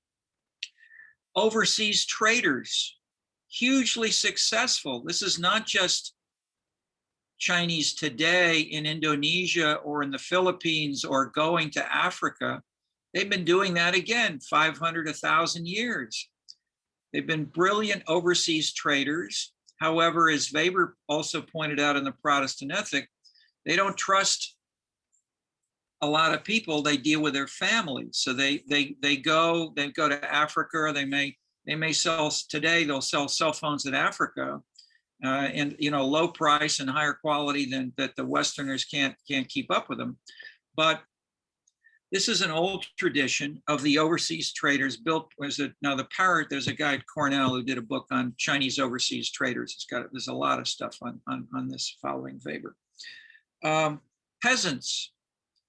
One argument that the Asian lifestyle, this is a Frankfurt book, the tradition of hierarchy and of control from the top was required because of the agricultural system of rice. And you need to grow rice with large plantations. You needed irrigation, and you couldn't irrigate as one person. You had to have the state create irrigation systems. Therefore, Asia, which grew rice and depended on it, had to have hierarchy. Okay, that's been an argument. Genghis Khan connects with that, etc. I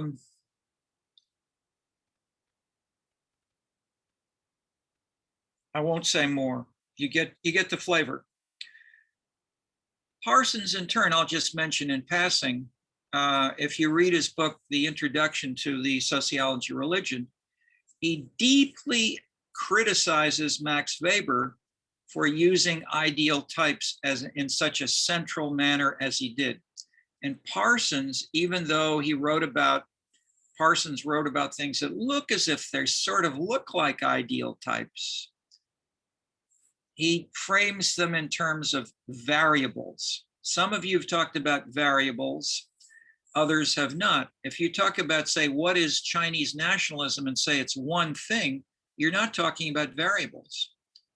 If you talk about how nationalist what are the 5 dimensions of Chinese nationalism? They might come from Mandarin bureaucrats, merchant traders in cities, overseas traders, peasants.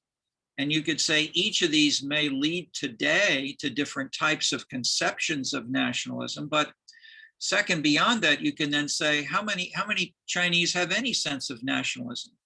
That is, how low or high are they on the general variable of nationalism in any way, shape, or form? And then how does that compare to other countries of the world? And we got data on this from the World Values Survey Again, you don't need to do any survey research, any original work. Right off the shelf, the code book of the World Values Survey, or online, you can click on your iPhone and look at the World Values Survey and see how a question asked in China, I think in Taiwan, in the former Yugoslavia, how much do you feel close to, identify with your local, your city, your region or your state, the province, like the province in China? I'm not sure exactly how they do it, but basically you go from state, from city on up to state, your nation, and the world. Or in the EU case, they may ask the EU. Okay, when Engelhardt and others started asking this 30, 40 years ago, there were only 5%, 8% of Americans said the world, and nobody outside of the US said the world. Today, something like 30% of respondents in Europe and many other countries say the world. So globalization on that measure is hugely increased. At the same time that if you take Yugoslavia, it's gone, basically. It's no longer meaningful as the country it was. It's fragmented. And what were then, and you saw that before it fell apart. It didn't fall apart. It had been fighting for decades. People in the Yugoslav Republic held together because of Tito. Tito and the Communist Party made Yugoslavia one country. After Tito dropped out, the country fell apart, and the republics fought each other. But the feelings of the citizens, in this sense, this is a Durkheimian conception of the moral education of a strongly committed, I am a Serb, or I'm a Slovene, I'm a Croatian, I'm a Bosnian. That's what they feel emotional commitment to. So this is for when Mao, zero commitment to Yugoslavia. So if you only literally study Yugoslavia, you get the wrong answer. But if you look at that item, you could compare China to North versus South Korea, to Taiwan, to overseas, maybe, I don't know if about overseas Chinese, but but there are many ways that you can slice and dice nationalism or China. And several of you are thinking about this. Or of course, gender. How much do gender differences shift any of this? As 2 or 3 of you are working on that. Okay. I just cite that as one example. Anybody else want to ask about any of these things that you may have not read, but you may know that you should have read if you're Chinese in this example?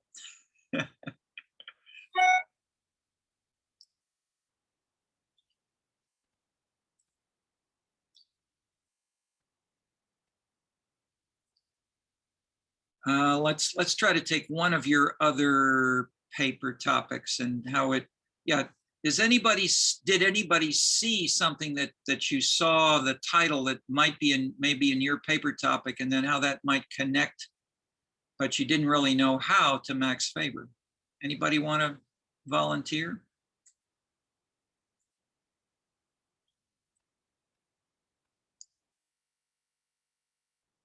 We discussed the Calvinist work ethic, doing good works, as inconsistent with retiring at 35.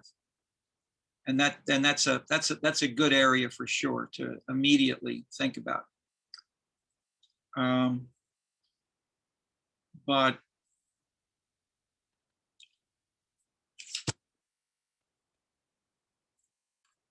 Lena, why don't you remind us of what you're thinking about, and say for Alan, who's here for the first time, you got a lot of things in your mind or in your paper statement.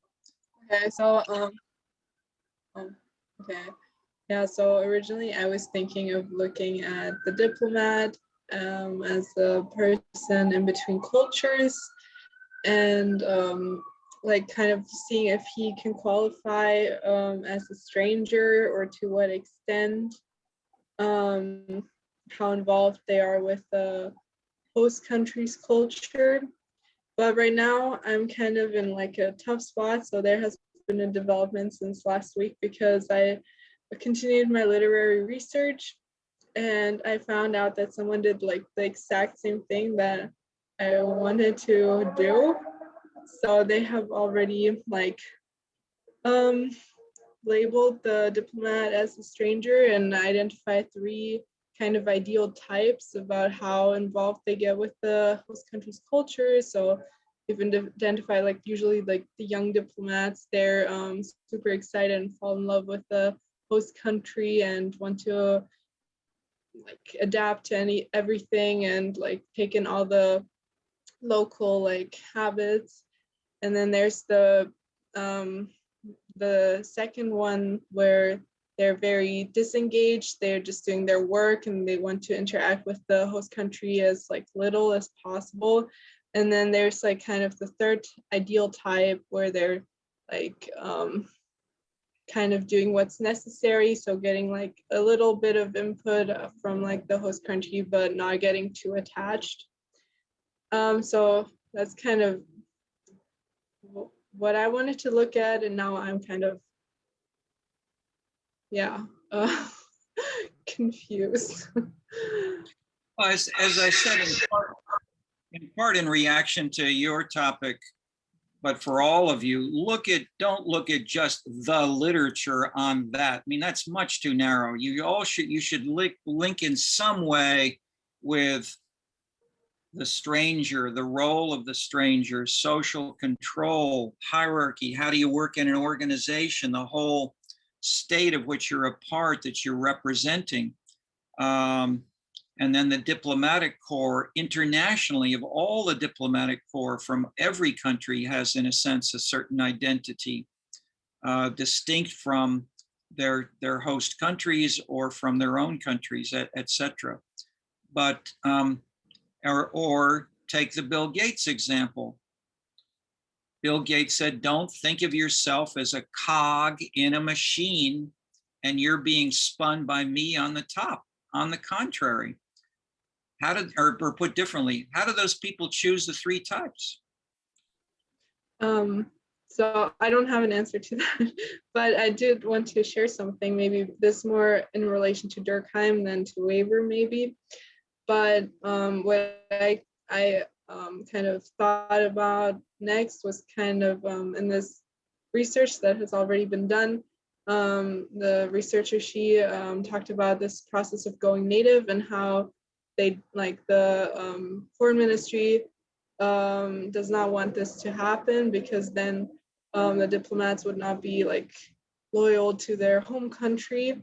And so this was in specific to like the German foreign ministry organization, which is what I'm looking at. And then it like made me think about other organizations. I believe like the British, they have it like a little bit different where the diplomats are focused on one specific, maybe not country, but area. So I kind of in relation to Durkheim, like this mechanical kind of mechanical versus Organic. Yeah. So how like some foreign ministries are organized, I guess, more mechanical, where no one is really specialized in one area, and then the organic where there are specializations, but I have not like built further on this. Okay, I mean, what I hear is the positive part of what I hear is that you've read this very narrow literature. You found there, hey, here's one paper on my topic. That's my paper. I can do nothing, so I'm going to retire. Instead, you're not saying that. You're saying, hey, I've got some new ideas, maybe from Durkheim, about specialization that I can examine, and that may lead me to explore this further. Or let me throw in one more theme, which is, I'm not sure if I can point to one. Well, Engelhardt, Engelhardt, we've got here. That is, there was a famous study in the 1940s and 50s of Bennington College in Vermont, in the town of Bennington. And it basically argued by Theodore Newcomb, social psychologist, that the college changed the students' values and it made them more politically liberal and supporting tolerance and politically left and liberal causes. That led to a bunch of other studies, and people looked for the same thing and they found doesn't happen at many, many other colleges. And so the point was Bennington was the only place that really was identified that did that. And then that was in turn studied of how much do people change their basic values? And the basic answer is most people come to college with their basic values from their family, from their local towns, their region and so forth. And they may change some of the more specific values, such as moving from Stalinist to Trotskyite to Maoist to something like that, but they don't tend to become Adam Smith market followers, for instance. So Engelhardt, in turn, identified the sort of social psychology of what ages do people develop their more specific values at, and it's basically advanced high school, getting into college, they sort of crystallize their values. And the big distinction was what he called the materialist and the post-materialist, or the postmodern he sometimes now uses. So if you talk about, so the point I'm getting to is that probably most diplomats don't change their values and move from one of those ideal types to another based on the diplomacy, based on the diplomatic corps. Probably they felt that way before they joined the diplomatic corps. And that links this in turn to a broader set of processes if you want. I mean, I'm just saying that's another direction to go in, and to say, if you have data at one time, like people at 35 saying, and I'm going to retire in 1 year, what led them to that and what will they do after it? Causes and consequences are still big, interesting questions. And you don't understand a lot if you just say, 3.5% of people who are 35 are going to retire at 36. So I bet, Taylor, did you look at some of the reports from and by the U.S. Census just on retirement? What age do people retire at? Yeah, I actually have looked at that. So the official retirement age. That. There are many reports. It's not just one, not just and what's available. Okay, but so I interrupted, but go ahead. I'm just challenging you. If you looked at one thing, you haven't looked very far. Yeah, there's definitely more to do. The average retirement age is around 66, 62 for women and 64 for men. But the average retirement, the official retirement age is 66, but the average retirement age is 64 for men and 62 for women. Okay, but if you do a frequency distribution, you have a normal curve. How far is the first or the second or the third standard deviation from that mean? You understand my question? Yeah. I don't have that answer, but that's the question you're answering. And so you're looking at the wrong data if you don't include your people.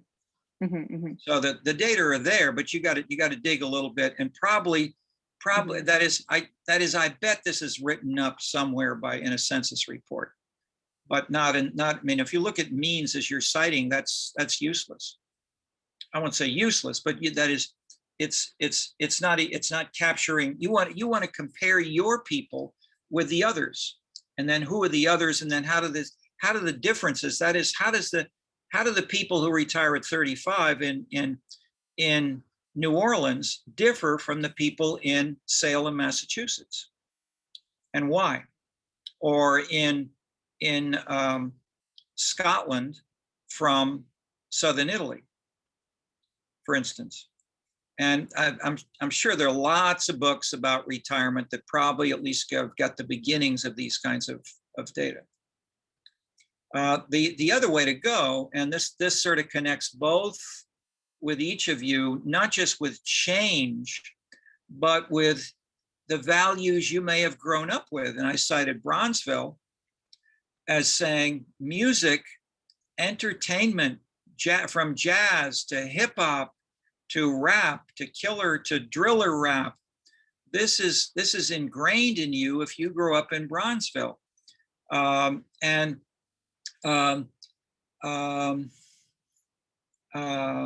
How does that relate to retiring at 35? Okay, Orlando Patterson is and so now I'm taking the idea of basic values and the idea of more division of labor specialized values that may be supervised and monitored by an ethics committee of the American Medical Association, or by the diplomatic corps, or by the US Army, which may have its own special courts for trying soldiers for doing what they did. There are lots of ways that are very targeted, and they don't want to have the general courts giving jurisdiction, having jurisdiction over soldiers. So they got their own internal courts. So illustrating Durkheim's point there. But I'm differentiating between the basic value and the more short-term specialized.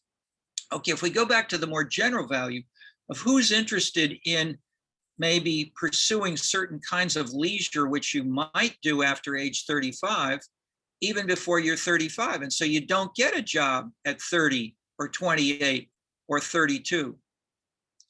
What's a subpopulation that does that I may have already mentioned in the last 5 minutes? Bronzeville. Young men in Bronzeville don't try to fill out a whole lot of application forms for jobs. They write songs and try to get them. They want to have a big hit. They don't want to play basketball and be a lousy player. They want to be Michael Jordan. They want to be, and what are the salaries of basketball players? Millions. They want a big hit in a big way, and they don't want to waste their time on, showing up and punching a time clock. Okay, what I'm summarizing is the research and the values and the work practices of Orlando Patterson, professor of sociology at Harvard. He's a Jamaican, maybe one of the very top, arguably the top Black sociologist. And he's written right on this stuff. And he says that Black young men and many middle-aged and older Black men, usually the less educated, not necessarily the more educated, but certainly among the, let me be careful here. We're how much variance are we explaining in these statements? 10 to 20%. So he's using mostly psychoanalytic, ethnographic accounts. He's not using big numbers for the most part when he's saying this. But I'm still saying, no matter what your data source is, there are lots of variations. But what he basically says is these guys want jobs where they can make a lot of money fast and not show up and practice, and as do their girlfriends / wives who have 9-to-5 jobs and who earn the money, who buy the house, and they visit them and see their girlfriends now and then, but they don't want the commitment of marriage. They don't want the commitment of a regular job. They don't want these simple Durkheimian constraining social factors, which are the core of Asian solidarity. So in that sense, if you want to look at that subgroup as a lifestyle and a culture which is distinct and written up in all kinds of novels and talk shows, NPR has guys talking about this stuff all the time. And I'm pointing to the Forrest Stewart book on Ballad of the Bullet as an extreme version of it, where and look at some of the driller rap videos if you want to see and look at the lyric, listen to the lyrics. You see this kind of thing articulated, or in ways that you could say, well, or let me ask you, how might you use this example or a subgroup And how might you change any of your hypotheses about retirement age? And linking that to the idea of basic values, both in Weber and Durkheim, and the more narrow, targeted, specific values, such as when Michael Jordan, the terrific basketball player for the Chicago Bulls, was asked, what's the secret of your success? And he says, if I believe, I can achieve.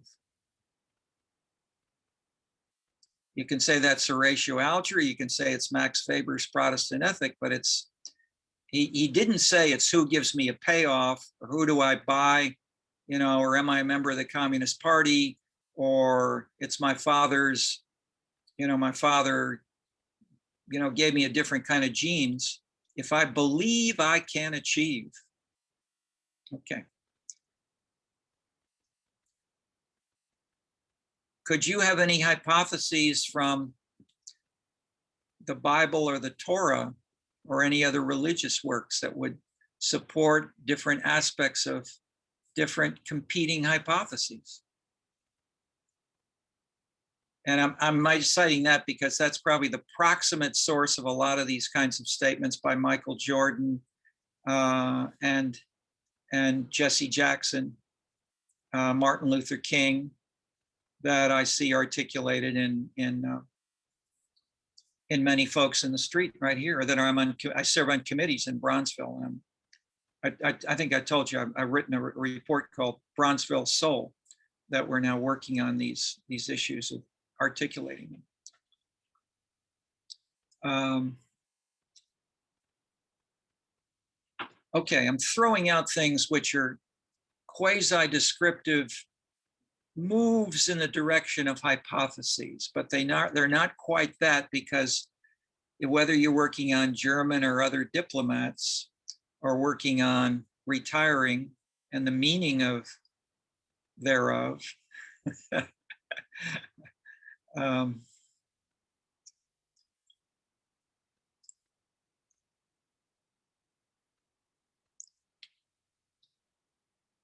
Lena, any further reactions, or you're in silence for now? No, I don't think there's anything further for right now. Yeah.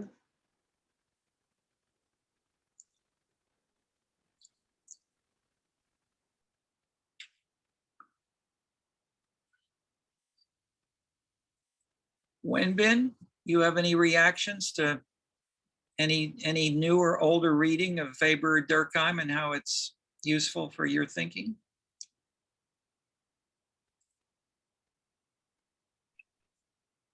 Actually, I do not have now, but I can talk more probably later. Okay. Now I'd say, or if you have any, I'm as you know, I've been since before Tiananmen Square, I've been using China. And I asked the question I just asked you. I have asked of deliberately teaching assistants I have who are Chinese now will say, okay, we've been reading these Western theories like Max Weber and Durkheim. How would they change if we were in China? That's basically what I'm asking you to think over, because it's not important only for China, it's important for the theory of Weber and Durkheim and how and where it holds. And most of these theories are not right or wrong. They're mostly a question of where they're higher or lower, and what about that is why is X leads to Y, the religion leads to capitalism stronger or weaker, and then what is the context that makes that stronger or weaker? And so that's what Weber explored in his books on China and India, that the Indian context and the Chinese context, or within China, this might work for the city merchants, but if they were more religious, but for the Mandarin bureaucrats, it would work in a different way. So that's why I'm asking you to give us your own struggles to answer these questions if you've never thought of them before. And if you've never read Max Weber on China, you may not have seen these. But I mean, I'm sure you've been, well, I mean, Alan's been quiet after he talked, but Alan, do you see any way to link any of your own personal observations with these general readings and the topics of the students you've heard articulated? So yeah, well, the other, a couple, there are 2 or 3 people who are working on feminism. So, or feminism and then sort of an anti-feminist reaction within the US again. We have anybody whose topic hasn't been mentioned. Theo, you want to just mention your topic briefly? Yeah, I'm working on the topic that was just mentioned. So sort of an anti-feminist online movement known as the Red Pill. And I don't have a clear connection to Weber, but I was thinking of some connections to Durkheim. I think there are a lot of parallels in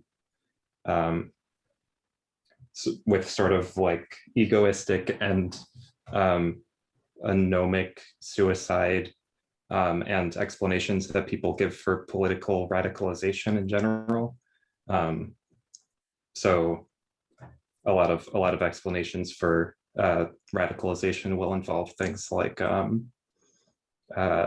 lack of social integration, or sort of like a general breakdown where they don't have a clear path or role to follow. So I think that parallels Durkheim. Okay, good. So Alan, any links you see that we might help to connect to some of these topics from Durkheim and Weber, Durkheim and Marx, and then in the case of several Asian specifics?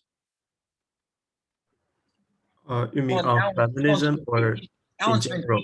teaching courses as well as writing on this for years, so he's been making these kinds of comparisons more in a way that most people don't. So that it really is great. Sorry, I interrupted. So linking Weber to in general, or just to the topic? I'd say ideally to any of these topics of these students in this course now, or how they could get a hypothesis as to, we haven't mentioned Wen Mao, but how does Chinese nationalism work? How can Wen Mao do a little bit more than she's done without changing her whole topic? Sorry, I'm thinking about, actually, although we mentioned a lot about China, Japan, and the other Asian countries, I was just thinking about like how can we understand like Singapore by using of the theories that we learned today, or that we read in this week, because I think Singapore is a typical like Asian country, which is a city state. And especially I think like in terms like when it comes to Singapore, and I think this like country is gradually changing or developing from a state of mechanic solidarity to a state of organic solidarity, especially when we like take into account the like founding father of Singapore, the Prime Minister Lee Kuan Yew's policy in the early stages of Singapore's modernity. And also in a deeper sense, how can we understand like the Asian values use Weber's theory and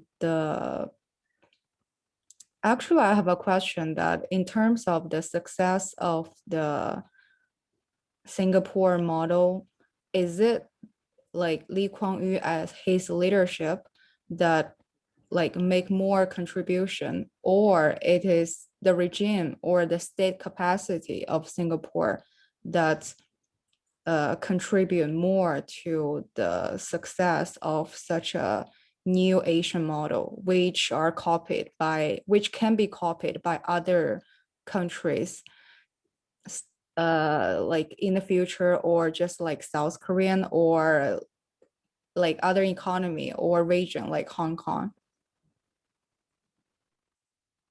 Alan, you want to comment?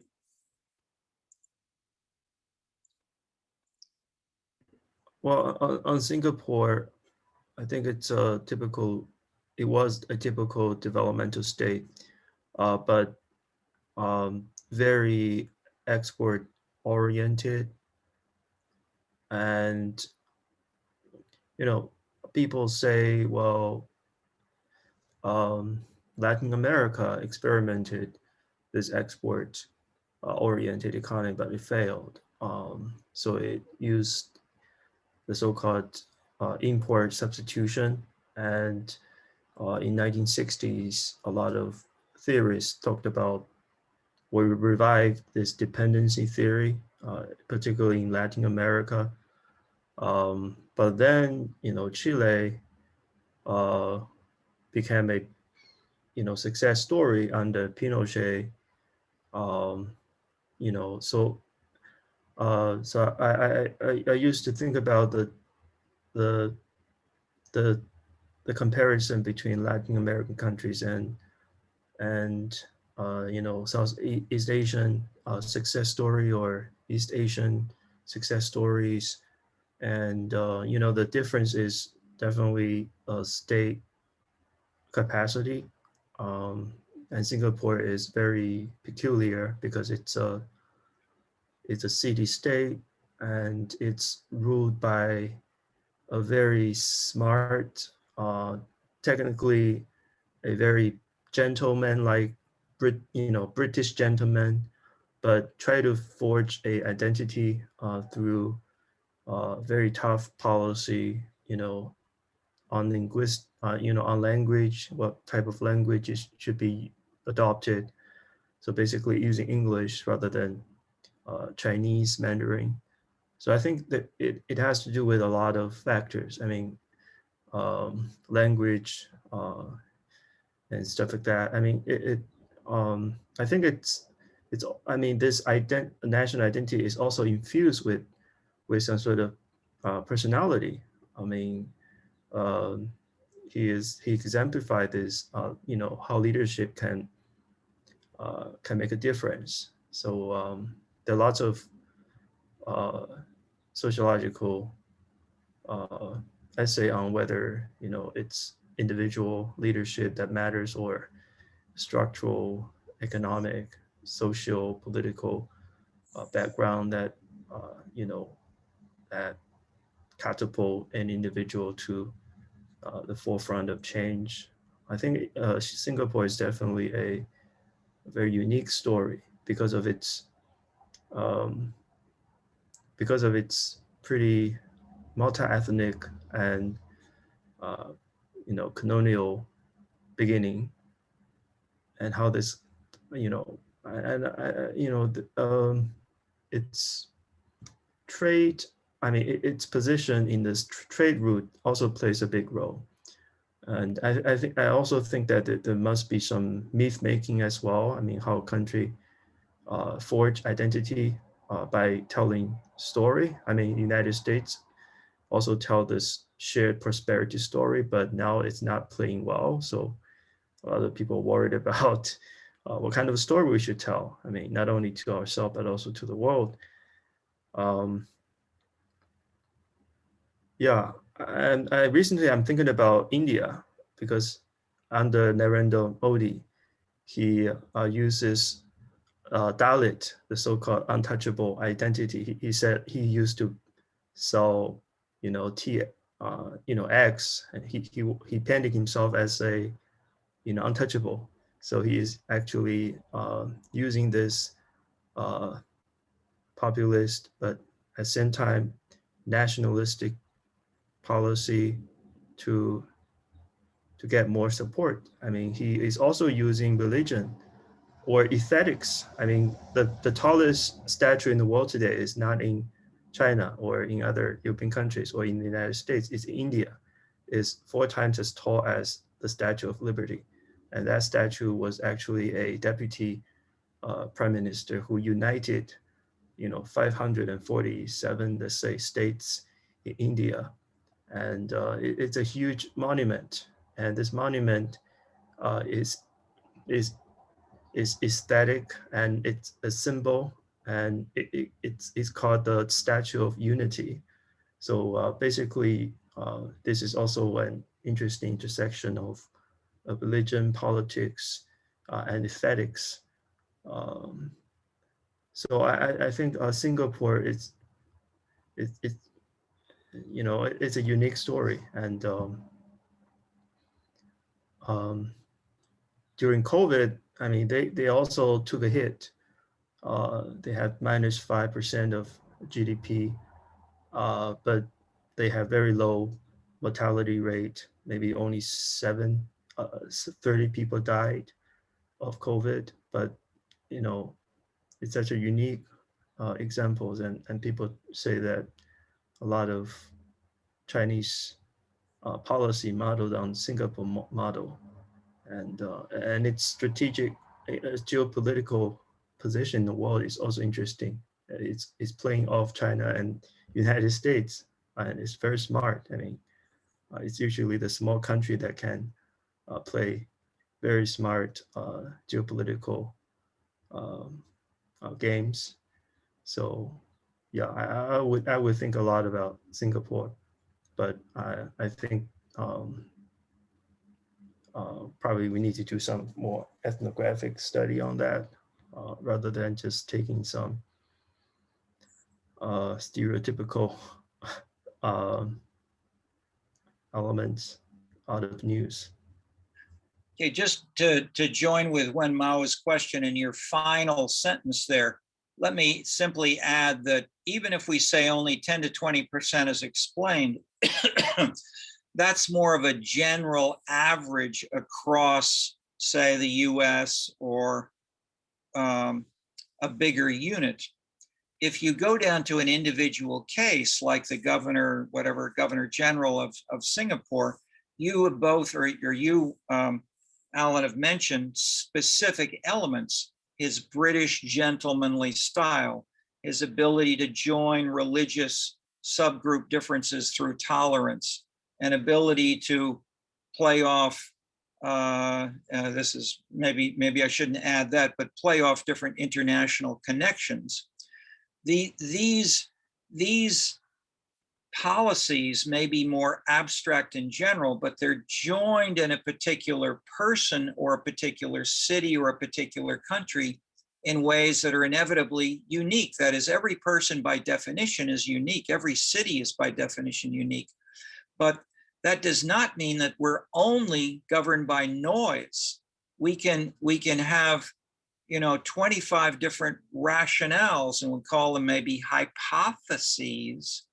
And it may be that all 25 are correct, and that there are reasons that Singapore is different or distinct from both the West and from China, but they're not necessarily random or unanalyzable in a coherent way that one could learn from, even if you're from China or the West. Okay, so that's an effort, in a sense, to integrate Durkheim and Tard and Weber and Parsons, rather than saying, which do you want to choose? Do you follow just one of these? And my answer in listing multiple works by Weber and by Durkheim, to say they each did many different kinds of work, as an example for you also to consider, that they and you don't need to say, I am one person who only knows how to play one kind of job or paper that I might write, or type of music that I listen to. That is, the one revolution in the last 30 years is realizing, for instance, I'll put it as a question: what's the favorite kind of radio music that the subscribing members of the Chicago Symphony listen to? The people who have seasons tickets, who pay for a whole year, they go to the symphony once a month. What do they listen to on the radio most frequently? Rock. People listen to different kinds of music. At one concert, you can listen to classical, that is Mozart, as well as Stravinsky, and they are ostensibly totally at odds with one another in the aesthetic conception of the music. So you can say, I enjoyed them both. And the combination, which makes that evening unique in ways that every person, every country, every sense of nationalism can be partially unique. But the elements, the components can be there, which you can analyze both separately, atomistically, or try, or combine them and say, what are the 12 elements which combine to make the Chinese different from Singapore or South Korea, or these places that steal our kimchi? Okay, I'm teasing the theme. Who else has any more generalizing questions as we are the last 8 minutes?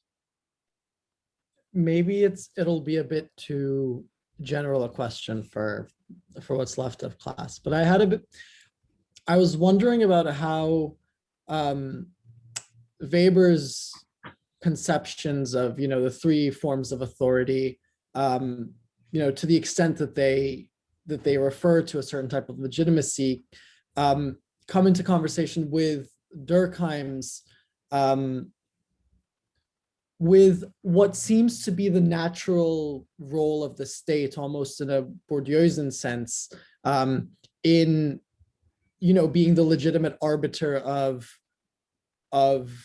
the law, or of this collective consciousness. I suppose my interest is in social cohesion and what allows at a cultural level for people within the same polity, despite their differences, to see those they share a space with, or a state with, or a community with, as legitimate members of whatever this may be.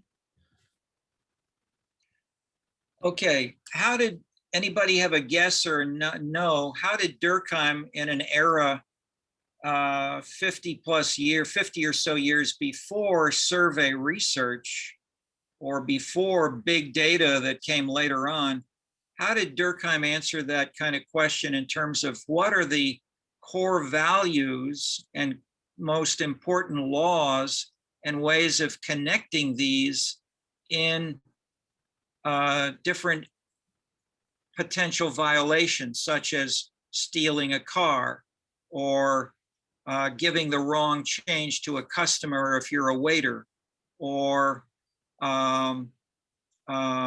murder. If you have multiple infractions of the law, how can you analyze them to answer basically your question? And how did Durkheim do it?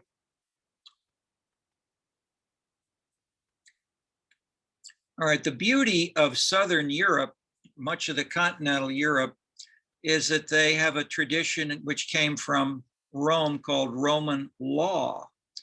And we don't, maybe you or most Americans don't know about it, because it's the opposite of the so-called common law tradition in England, and then in the US, and in some parts of the world. So but the beauty of the Roman law conception then is updated by Napoleon, is that the laws are hundreds and hundreds of specific statements of saying, you may not do this. And if you do it, it will be punishable by this amount of time in prison, money as a fine, or whatever. And so what this is a beautiful data file as of, going all the way back to the Roman era. And people have used it for those purposes historically, but specifically Durkheim said, as a sociologist, social scientist, we can see the basic values, because those are the ones which are the most stringently punished. What's punished by death? What's punished by life imprisonment, and so forth? And whereas the things which are not to be taken seriously will have either not be listed at all, or they have, you know, a trivial fine or nothing at all. And in terms of how these then interpenetrate nationalism or broader legitimacy, I'll just mention briefly that the city variations in the degree to which legal, quote, records is the label used. Do you have a record when you're stopped by the police, or when your case is taken to a court, to a judge? They'll say, what's his record? And the record means infringements that have been recorded by the legal system. And so in the last 20, 30 years, part of the conflict with the police going on right now in this trial in Minneapolis is where and why are the police legitimate or not? And basically African-American groups, especially Black Lives Matter, have deeply challenged the legitimacy of the police, saying they're corrupt, they're irresponsible, they're racist, et cetera, et cetera. And so how and why this works and why this has become more fragmented in the ways it's being assessed, I will point to and say an intermediary aspect of that attitude is the degree to which that cities like this, and this came from one police chief first in Boston, then he went to New York, then he went to LA. Anybody know his name? Bratton. Okay, Police Chief Bratton said, I'm following a theory by a guy who went to grad school at Chicago named James Q. Wilson. So Wilson had a theory of broken windows, that if you leave a bunch of broken windows broken in streets, many shops, just broken windows, and you don't have anybody in there, you're going to generate more crime. Okay, so the idea was change the neighborhood appearance. And so Forrest Stewart, who's the same guy who did the book on Chicago gangs, was doing his PhD in Los Angeles in the homeless neighborhood, the toughest, difficult, most crime-ridden, crime-infested neighborhood in LA, when Bratton came to LA and became police chief. And before he arrived, there were hundreds of people selling drugs, prostitution, numbers, gambling, all kinds of things. And after Bratton arrived, the police would walk through the main streets 2-3 times a day. And they'd stop each person in the street and they'd say, can we see your identification, please? I don't have any ID. What's your name, please? And do you have any record with the police? Okay, that's the implementation, which in New York they called stop and frisk, because they'd also frisk you and see if you had a gun or drugs, and which was thus much resented for being personally touched by the police. And so not only did these 3 cities start doing it, the idea that you could do it was then generalized, discussed at conferences, New York Times editorials by Bratton and his co-authors. Many other cities across the US have used it. Chicago has fought it because Chicago is such a strong Asian concept and also Roman Catholic concept of personal relations. The neighborhood is a counter to that. And if you act that way, you potentially destroy the neighborhood as a link to the city administration. So, but I'm making the simple point that the idea of surveillance in that American context, at least, is in contrast with, I won't say in contrast with it, it connects with, and you could think, how does this overlap with a Chinese conception of building a better database so that we can better administer COVID, or have, and this has been announced today, we can have a new currency and it can be state created and maintained. We don't need to have gold bars because we'll just say the Chinese government is behind it. We won't put any gold bars aside for it. And so you can't convert your electronic currency into gold, but you got the Chinese state saying, this is good stuff. Okay, so this is also a way of attacking the dollar. and the dollar or the gold system as alternative ways of adding legitimacy to currency in ways that we'll talk about later, perhaps as we get to more. Okay, so I'm making general points about taking law and legitimacy as a broader concept of the law, looking at its subdimensions, and then asking what are the dynamics that lead to the enhancement or the minimization of different aspects of these norms and values. And that's the kind of thing that both Durkheim and Weber focused on in the specifics. That is, don't just look at the labels of the ideal types for China. Look at what he says about how they worked. What are their dynamics? That's how you can get hypotheses, whether you're working on retiring at 35 or Chinese nationalism. Okay, 7:21, long 3 hours, but we're communing together and learning each day, especially with Alan here. I mean, I have learned a lot in this head from Alan and listening to him ask questions that he knew the answer to, and other things that he didn't, and I didn't know either. And so we've learned together, and I'm glad he's here occasionally to address some of these bigger questions, which some of which have nice, clear answers, like study the legal code and the Roman law, and think about surveillance, because it's been quantified, it's been measured, there are national surveys, and then relating that to Black Lives Matter, to its rhetoric, relating it to feminism, relating it to specific policies. That is, how much surveillance is there in Singapore compared to China, for instance? I don't know.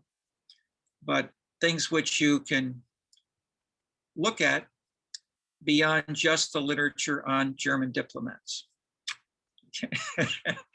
See you next week. Email, yeah, there. Oh, sorry. Let me add. One of you said you're graduating this quarter. How many others might be graduating this quarter? 1, 2, 3. So okay, lots. All right. So that's what I sort of thought. I mean, that's that because this is spring now. Okay, we will have dates and arrangements, and I'll check over the what we have there now and see if that's going to fit. And rather than try to answer to one of you, I know this was a generally shared question, so I wanted to get the hands, see how many it is, and we'll potentially work something out and talk about it next week. Anything else administrative or whatever in that regard? I have one thing to add. Like, I'm sorry that I made an announcement last week. I said that the lecture recording will be available on both Canvas and YouTube. But however, I don't know why the Canvas does not allow me to upload the lecture recording. So I only upload it to YouTube. So if you hope to watch the recording after class, so please go to YouTube, the playlist I put in the Canvas rather than go to Canvas. I'm sorry for this. Where in Canvas did you post this? That is, I should put this in the syllabus, but everybody needs to know where to. Is it in announcements? Yeah. I already made announcement last week. No, but on Canvas, if they forget where they go, they can go to the section. It's sort of maybe the first top section. Announcement. So you have an announcement. Does it have your name on it? No, sorry. Okay. Please put your name on anything so that if it's just anonymous, nobody knows that it's from you. So, okay, but the point is, it is on YouTube. That's what we can all remember. And but what we need is the address on YouTube, because that's a unique address. Okay. Yeah, the address is written in the announcement on Canvas. Okay. And then I need to get that and put that in the syllabus, because we as you see, we keep updating as we find things. Okay, thank you for telling us all critical information, as we want to be able to review all those things that Alan said so fast. And Alan, are you willing to share, or what is there a comfortable way for you to share? I'd say especially your state your first exam that you had the 3 essays that you talked about on the state export production model of the Asian success. You mean next class or? Right? No, I'd say online somewhere. Now you've summarized it orally. I mean, we don't have time to summarize. I mean, everybody has a written statement. We sent them around. I don't know if we have. I don't know if we even. Wenmao, do we have these on a chalk site? I don't think we do. Okay, but wait. So I can send Wenmao a copy. So Yeah, sure. that's great. So why don't we do that? And with each of your permission, if there's anything else that you're finding or not finding, or if you want to send us, for instance, what you're not finding about retirement, for instance, and census reports. Sometimes the librarians are brilliant and they tell us things we never could have imagined. Other times, especially if they don't succeed, we got to keep digging.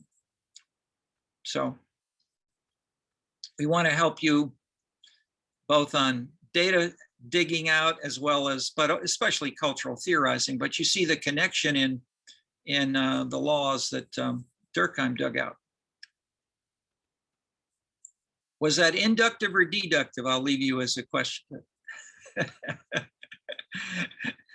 All right. Thank you all. See you next week. Yeah, actually, we'll stay after for a minute or two if anybody wants to talk in private as an office hour. Thank you all. Bye-bye.